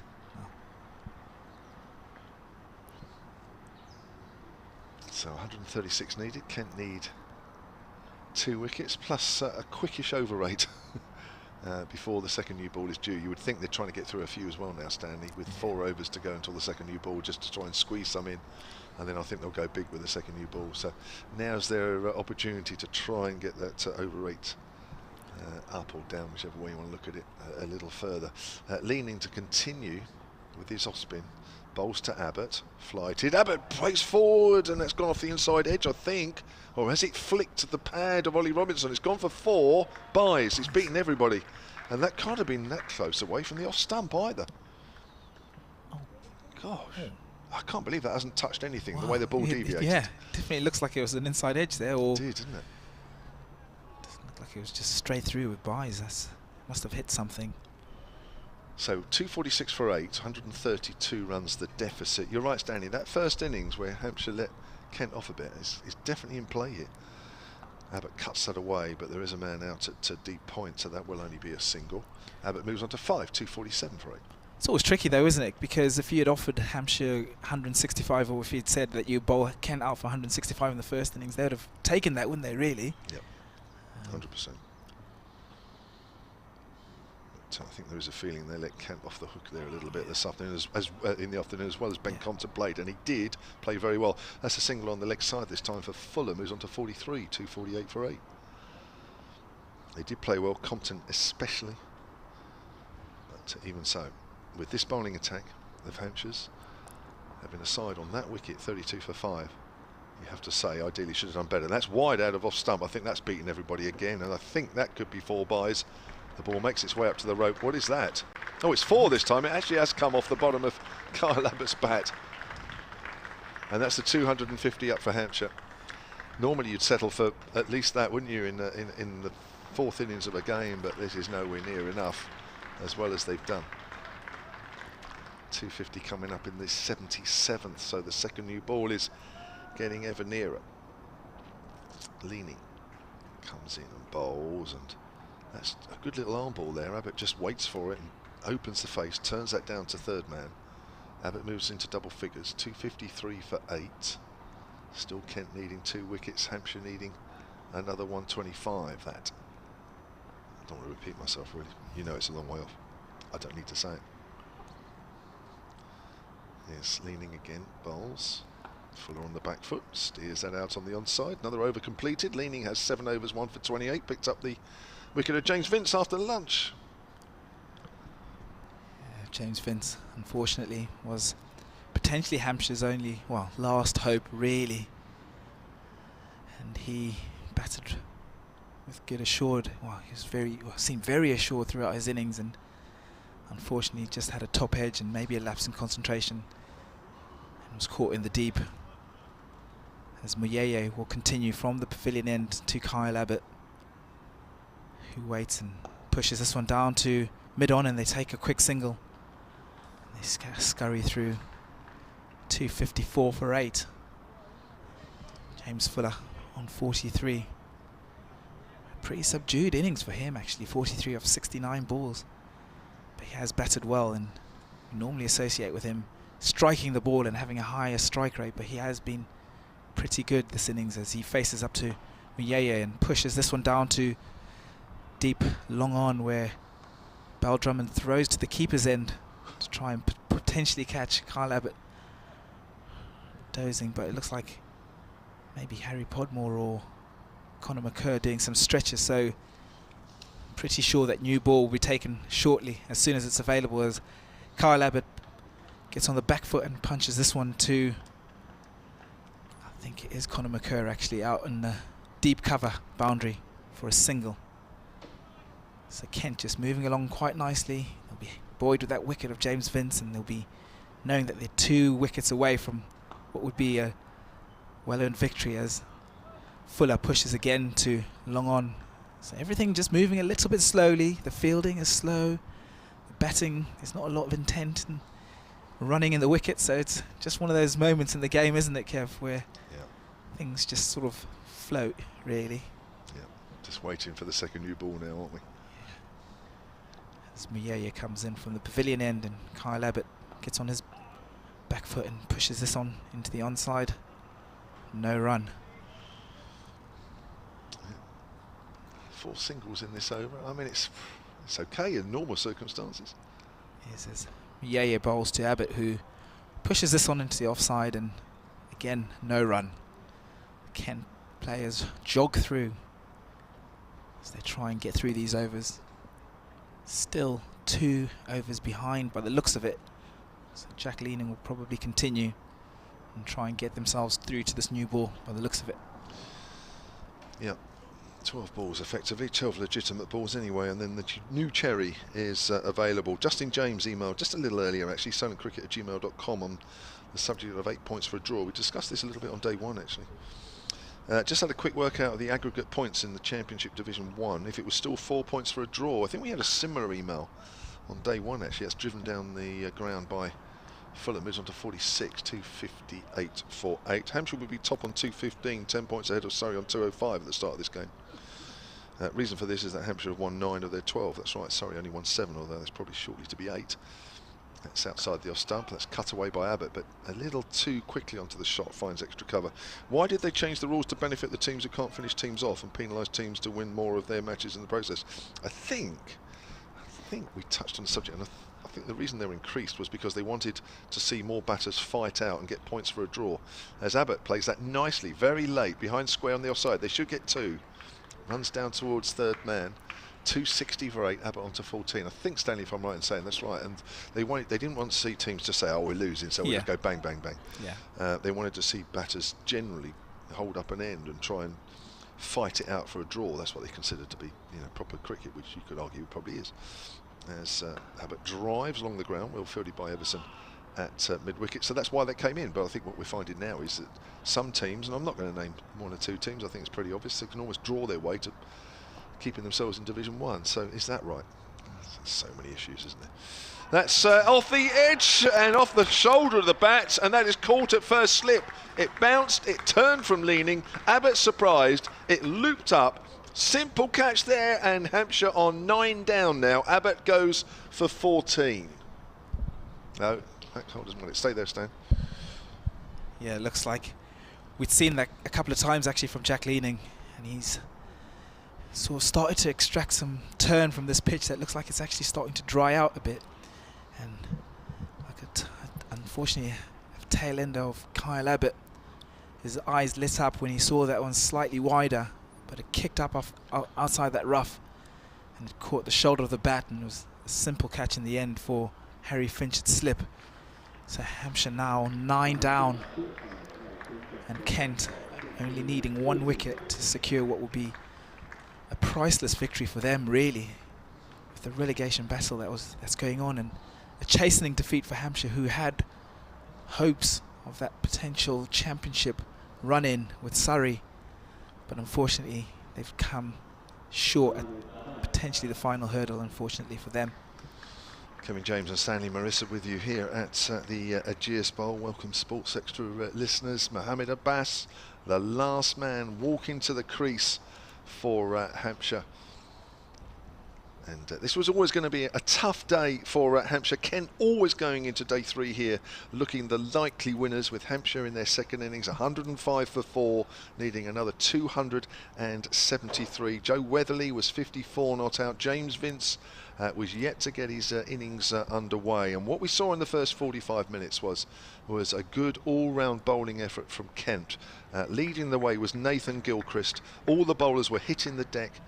Quinn, McCoy bowling just short of a length, and the ball was nipping around from time to time, making it very tricky this morning for the batters. Joe Weatherly fell, just adding 2 to his overnight score. LBW to a wicked reverse swing in full delivery from Gilchrist. That was 115 for 5. Ben Brown hung around briefly before he chipped Gilchrist to Everson on the leg side. He went for no score, and then Aneurin Donald, an hour and 5 minutes into play, went for 14. As forward as Ageas, they're appealing for a call behind.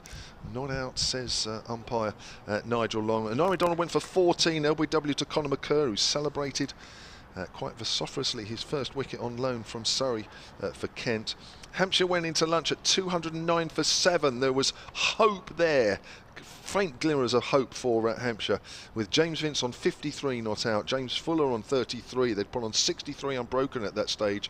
At that stage, Hampshire needed another 169. But real hopes here. Now there's some chat going on in the middle. What's going on here?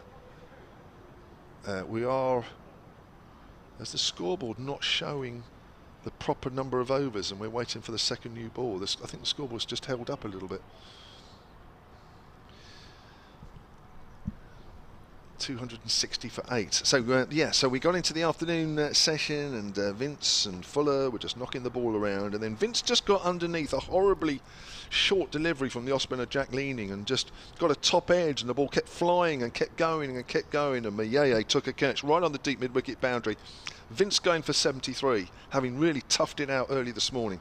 And that partnership of 90 broken, and really just about the end for Hampshire. And swinging away there is Fuller outside the off stump, and he misses that one. This is Mccoy bowling the 80th over. And this is the last over with this ball. Will we need the second new ball? That's pulled away by Fuller. It's in the air, but there's nobody out there. Just in front of square on the leg side. 4 runs for James Fuller. Thank you, Stanley. Stanley's just making away for BBC Kent's Matt Cole, and there's a half century there for James Fuller. Well known around these parts that he's better than a number 9. That's just the way it happens, but he's played some useful innings for Hampshire down the order. Another one here, but it won't be enough. 74 balls with 7 fours as Mccoy bowls. Fuller almost plays it onto his stumps. 264 for 9, 114 needed. 1 wicket for Kent. Matt Cole. Like a reveal last night, I was talking to Jack Leaning, and we were having a brief discussion about the over rate brought up by the Kent scorer as Fuller flays this into the onside. Daniel Drummond stops it, and they'll just come through for a single. And he'd said jokingly, well, I'm going to have to bowl a few tomorrow then. And I mentioned a game against Warwickshire when they were trying to hasten the over rate, had the 2 spinners all running between overs basically. And Mccoy bowls to Ageas, full toss, push back at him, and I said, you have to be careful not to take a wicket again, because he did when they had 2 wickets to go, trying to lower the over rate, accidentally caught and bowled. He said, could you see my surprise? I said, absolutely. Ball in the air, this could be the winning one, wicket, no! Just dropped short, does it? No, I think that's a drop, actually, by the Kent skipper. It is a drop by Jack Leaning. Well, he won't be laughing now. But he has taken 2 wickets. There has been turn and bounce. I think we've seen that for the seamers as well. But Jack Leaning, well, that could have been it. That could have been Tawanda Mccoy wrapping up the Hampshire innings. But a drop by Jack Leaning. It was a difficult catch. He was running around to try and get to it. And drops to the ground. But there we are. So, yeah, I was saying, well, you have to be careful not to take any wickets while you're trying to raise the over rate to get it over too quickly. As a joke, but he's taken 2 very important ones, hasn't he? James Vince, particularly that wicket, that felt like the end. He's back on now, Jack Leaning. 80 overs is up, but is it level now, the over rate? I think it is. Yeah, they've got it. So they've done the job, but Leaning is staying on. Well, I think they know Hampshire are going to thrash it around now. Yeah, and he's getting some turn and bounce, and that is thumped back past the Kent captain, Jack Leaning. That really went hard. Leaning didn't bother offering a hand to that, or he would have lost all 5 fingers. He wouldn't have been able to raise it with the win, would he? If he'd lost it. He might have been able to do the Alan Shearer. He might have one left, perhaps, that he could raise, but no, good point. 269 for 9. But you're right, everyone plasters to the boundary apart from a slip and a sort of fly leg slip, a fine leg inside the circle, if you like. They're not taking the single off this next ball from Jack Leaning. I wonder if he has just looked up to the scoreboard now and seen that they're level. He might just, with the new ball available, I'm not sure this will last very long, to Fuller. Blocks that out to the Kent captain. But as I said, he has got turn and bounce, particularly that ball to Kyle Abbott, which hit the shoulder of the bat, looped up to Harry Finch at slip. But Kent are a wicket away from what could be an absolutely massive victory for them. Fuller's down the wicket and thumps it up to Nathan Gilchrist at long off. They'll take themselves a single, so Ageas will face at least 1 ball, 2 balls left in the over. Field allowing the single, so mostly out as well, allowing the 1, hoping for the catches as well if Ageas goes for it. He nurdles this one into the onside and there's no run. I gather Gloucestershire are 3 wickets down, so this could even be more important if Gloucestershire can't beat Warwickshire, that Kent force the victory here. They just have to do better than Warwickshire over the final 2 games because they were level on points, and Kent will be safe from a relegation. Leaning, bowling to Ageas now, prods outside the off stump, end of the over.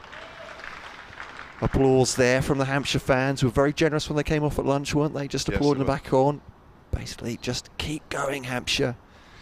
But now 108 more needed here on BBC Radio Sun and BBC Radio Kent on the stream with the pictures from the club. Yeah, I would guess they'll just keep this going for a little while, maybe, or are they?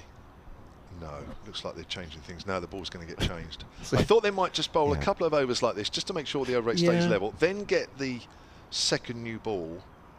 Looks like that's Tawanda Mccoy has just hurled the other ball off the field, so underarm. So I think this will be the new one. Matt Quinn is just doing up his bootstraps. As someone's saying, he appears to have a sort of black strapping on his left ankle. We don't think it is an electronic tag, but who knows? Ken might just want to keep tabs on him wherever he is. He's a bit of a wild card, I gather, in the dressing room, but I think we're certainly not implying any wrongdoing. If he has got an electronic tag, I think somebody else will be keeping tabs on him. Oh, good point. Well, no, that was I was saying earlier. We didn't want to get into libel territory, as one of the Kent fans had emailed us to say, the sort of standing joke. But just to repeat, for the BBC lawyers and for Matt Quinn's lawyers, we're not implying anything of the sort. Quinn to Fuller turns this into the onside. Out towards mid-wicket, they will not be taking that run. Full sunshine here, and the field is all to the boundary. Jack leaning in at slip is the only one within shouting distance of the wicketkeeper or bowler at the moment. And James Fuller, 56 from 81 balls. It's his responsibility to try and do the extraordinary here. As Quinn comes in, bowls to him, full-length delivery. It's just little pat out towards the boundary. They're going to come back for 2. Throw comes in. It won't be good enough, though. Well, actually, he's broken the stumps, Matt Quinn. That's a really good underarm throw. Or has he? No, he's just missed it. I think that Ageas would have been safe at the far end anyway, is my feeling. 272 for 9 then. 106 in arrears, or 105 in arrears. 106 to win Hampshire here. With Matt Quinn bowling. Won't get his 10 for, that's for sure. 8 wickets in a match though, fantastic effort. Quinn romping in now from the pavilion end towards Fuller. Off at the single once again at long on. It's a long chase for Tawanda, well it's not a chase, it's a jog from Tawanda Mccoy coming in from the long on boundary. Single turned down by James Fuller. And as Quinn goes back to his mark, I'll have to go away for an update. Shall I return? How on earth can you go away at this moment? Brave man. 272 for 9. This is James Fuller's second half century of the season, by the way. He beats his 55 here against Lancashire. 58 not out. The field comes in, trying to save the single. Big shot, I expect, coming up as Quinn comes in and bowls. Fuller gets a length ball, which actually he's happy just to play quietly out on the onside. Just to repeat, the second new ball has been taken. That's why Quinn is coming in to the attack. He has 2 for 49 in his 19 overs, or just under 19 overs to date. Fuller is 58. Ageas yet to get off the mark, having faced 5 deliveries. Those 2 wickets this afternoon. Vince for 73, Kyle Abbott for 14. Getting Kent closer to a very, or what will be a very, very important win, keeping them in Division 1 for next year, despite the performance review. That's pushed out off the back foot, into the gap in the covers. James Fuller finds the boundary, moves on to 62, 276 for 9. Hampshire needing a pretty unlikely 102. Matt Cole's still got his worrying face on. I think I'd rather be in Kent's position than Hampshire's. Just to emphasise, in case I forget to mention it at the close of this game, that there is currently on the live table 11 points between Surrey at the top and Hampshire in second. If Hampshire to lose this, then Surrey go on to win their match against Yorkshire. You add 16 points onto that. That is 27 points. That'll be a game, set and match. That's almost a tennis shot there from Fuller. It was a short delivery there from Quinn. It was like Fuller knew what was coming before it arrived, and it just about makes the boundary. He certainly didn't get out the middle of the bat. Or I'm just wondering, actually, in a way, if the fielder let it go over the rope to make sure that that makes Abbas facing the start of the next over. 10 runs off that over, 98 to win. Fuller is 66 not out. If Surrey somehow draw that game against Yorkshire, then Surrey will be 19 points ahead of Hampshire. You would think that would be all over as well. So effectively, whilst not it's mathematically all over if Surrey draw, you would think going into next week that is all but it. But certainly if Surrey win their game at some point between now and tomorrow night, Surrey will go into next week's round of fixtures as the 2022 county champions, and Hampshire will not be able to do anything about it. Here comes Gilchrist, who bowled absolutely superbly this morning, and Abbas is pushing at that one quite a long way inside the line outside off stump. He goes through to Robinson. 280 for 9. Matt Cole is back and able at some point now to call it home for Kent. So I was just throwing some furniture around there in sheer excitement. You are getting excited. I've never seen you like this. I still don't quite... I know it's ridiculous. It seems ridiculous with a wicket to go, but, you know, this is such an important game for Kent. I know it is for Hampshire as well. This was just outside the off stump, left by Abbas. Was loving Daniel Bell-Drummond's attempt to save that going for 4 at the end of the over. With a small A. With the, yes. The slide was just a bit too late, wasn't it, by about 2 or 3 minutes. Oh, you can always hear him helping the ball over. Yeah. Only if he was a fraction quicker. I mean, yeah, if he'd actually broken into and the he hadn't jog. used that brush like they do on the curling to put it over. Gilchrist to Abbas, he is not happy facing Gilchrist. He's almost backed away from that. He just offered the bat towards it. And that 4 actually meant that the batters didn't change over, obviously. Fuller couldn't take the strike. And Abbas may have 3 more deliveries to fend off here. Kent with just the 1 wicket needed for victory. Charging in comes Nathan Gilchrist. Full-length delivery again. He's played down the wrong line there, Abbas.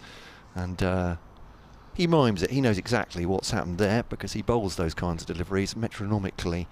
Pitching on off stump and just gently seaming away. 284.9 Hampshire. Kent closing in on victory, they hope, as Gilchrist once more to Abbas. Gets bat on that one as Gilchrist makes him play. Applause from this Hampshire crowd. I like that as well. They're keeping faith with their team here. Oh, well, I think they're also enjoying the last moments of the 2022 of season, course. which of course are about, well, there could be a few minutes, it could be a bit longer, but this will be the last day of cricket here at the Ageas Bowl, competitive cricket. One of your early correspondents saying much to enjoy as well. Fended at by Mohammed Abbas, but again he's played down the wrong line, or at least kept his bat away from it. Some cheers as there's a maiden over for Nathan Gilchrist, and James Fuller will be back on strike for the next over.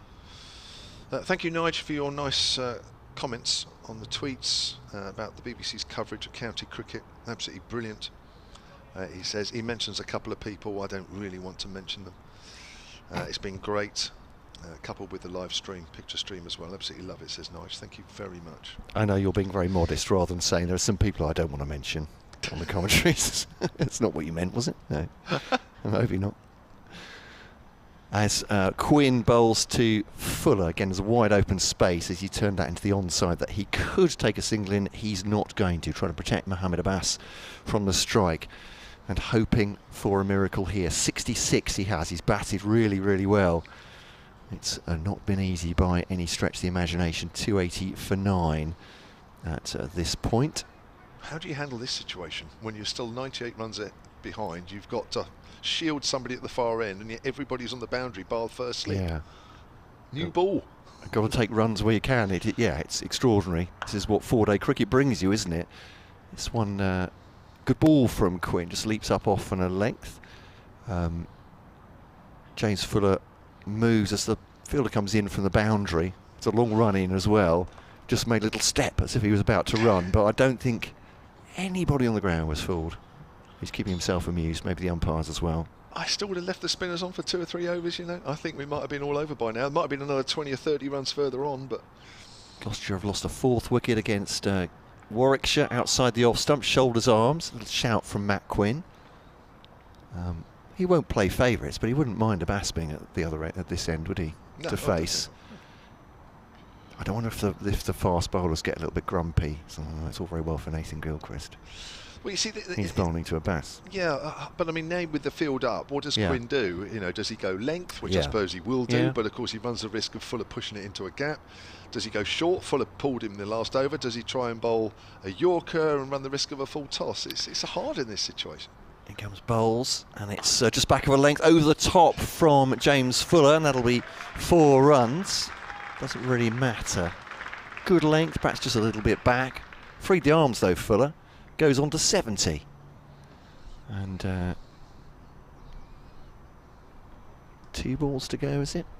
Yeah, still 2 balls to go. The fielder's come in, so he's taking advantage, and he should, absolutely. Don't mean that many overs of 8 and over, do you, to get to 94? Am I being ridiculously pessimistic from a Ken point of view? I'm not sure. I'd probably be the same if I was you. Quinn to Fuller, and that's 4 runs as well. Just on the back foot, driving that away. Consecutive 4s. Jack Leading, just a conversation with Ollie Robinson, the wicket keeper. His body language is quite casual. He's got one foot just crossed over the other. Yeah. Hands behind his back. I don't think they're panicking. 90 is still an awful lot of runs. Yeah. If it got down to 30, I think I would start to think about it. But 60 runs in this situation, how are Hampshire going to score that many? Yeah, it's 90 to win at this point. 288 for 9 as Quinn bowls to a Bass, who sees that off his nose actually for 4 runs. Bouncer. And sorry, that's Fuller, I beg your pardon. Sorry. Well, a Bass had come to this end, but of course he hadn't. It was 4 to finish the over. And my apologies, actually. I don't know if Fuller dealt with that right well, or maybe he was still in mid-thought as he hit the ball. It felt very uncomfortable, didn't it, as he was taking it off his guard. But it may well have been he's trying to check the shot to try and make sure it didn't get to the boundary. That's the problem with this James Fuller. He just hits the ball too well, poor chap. Finds the boundary when he doesn't try and hit it. So Gilchrist will again go at a Bass and try and wrap things up for Kent. 292 for 9. A Bass facing, clips that off his pads. Very neat. That'll be 4 runs just backwards of square, using the bowler's pace against him. And 82 to win. Any questions in the Kent minds now? Conor Mccoy is warming up. I think that's probably a sensible move as well. He was very economical, wasn't he? Yeah, he bowled well. Just took the 1 wicket, but... Part of the quartet of seamers this morning that bowled really well, all hit the deck just short of a length. Really did make it hard work for the first hour or so for the batters. So Gilchrist to a Bass, who's just hit that ball for 4. Glance through the onside, leaves us outside the off stump. Gilchrist trying not to stray, obviously, onto a leg and middle. The ball nipping back. Yeah, Mccoy is going through all his warm-ups now. I'd imagine that his captain, Jack Leading, has given him the nod, and he was coming, I think, all his overs were bowled from the pavilion end, Mccoy, so he could well replace Quinn as Gilchrist goes Yorker length, or tries to, turned into the onside by a Bass. There's no run. I just think now, from a Hampshire point of view, yes, they are 80 runs ahead, behind, and it's still quite a way, 80 odd. Is that really the first innings now? The first innings now comes into play here. Hampshire had a poor first innings, And this is the difference between the two sides. Gilchrist bowls to Abbas, falling to the edges but low. I don't think it carried to Leaning, and it's through for 4. It's 4 more. 78 to win? Question mark. 2 4s in the over. I said it was an edge. It was toe endy, almost low part of the bat. No chance of a catch. But 4 more runs. The Hampshire 300 comes up, which I think is above par on what this pitch is doing, frankly. 100%. But and yet they're still going to lose by a whacking great margin. As you said, that goes back to that 100-run lead in the first innings in a very low-scoring first day, of course. 23 wickets falling. It's Gilchrist then to Abbas. It's a great delivery. Abbas plays down the wrong line as it rises, as it goes past the bat through to wicket-keeper Robinson. I'm pleased for the crowd. Yeah. Because they've got something enjoyable, even though it might not last too long, that they can get their teeth into, enjoying this last 15-20 minutes, last day of the season at the Ageas. Gilchrist trying to find this delivery, and particularly this last ball of the over to Abbas. Now comes in, bowls him, and that is the win. Punches the air in delight. Does Nathan Gilchrist. He's surrounded by his Kent teammates. Tawanda Mayeye came up and just grabbed him in a huge bear hug, and they're congratulating each other. What an important win that could be for Kent by 77 runs here at the Ageas Bowl, and Nathan Gilchrist did find that delivery to get rid of Abbas, just nipping back again off a good length. Too quick for Abbas. The off stump is out of the ground, and Kent have won this. Mohamed Abbas goes bowl Gilchrist for 8, and Kent have what could be an absolutely vital victory in their attempts to avoid relegation from Division 1.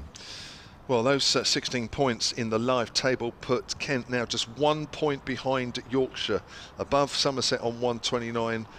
Warwickshire on 120, who will now drop to second from bottom. Gloucestershire bottom currently on 79. So, yeah, a hatful of points, which should see Kent okay. But for Hampshire, I'm afraid the calculations make a little grim reading. 11 points behind Surrey. That won't change, but Surrey in their game with Yorkshire, of course, very much pushing for victory. And those 16 points really will put the title aspirations of this side, which have been around for a long time this season, well and truly out of the sight. I suppose in a way Surrey might draw, but you'd think that's very much not going to happen. So I'm afraid with that last wicket of Mohamed Abbas's, and more chiefly day 1, in which Hampshire were really not good, not poor, that has cost him the any chances of the championship going to Edgbaston next week.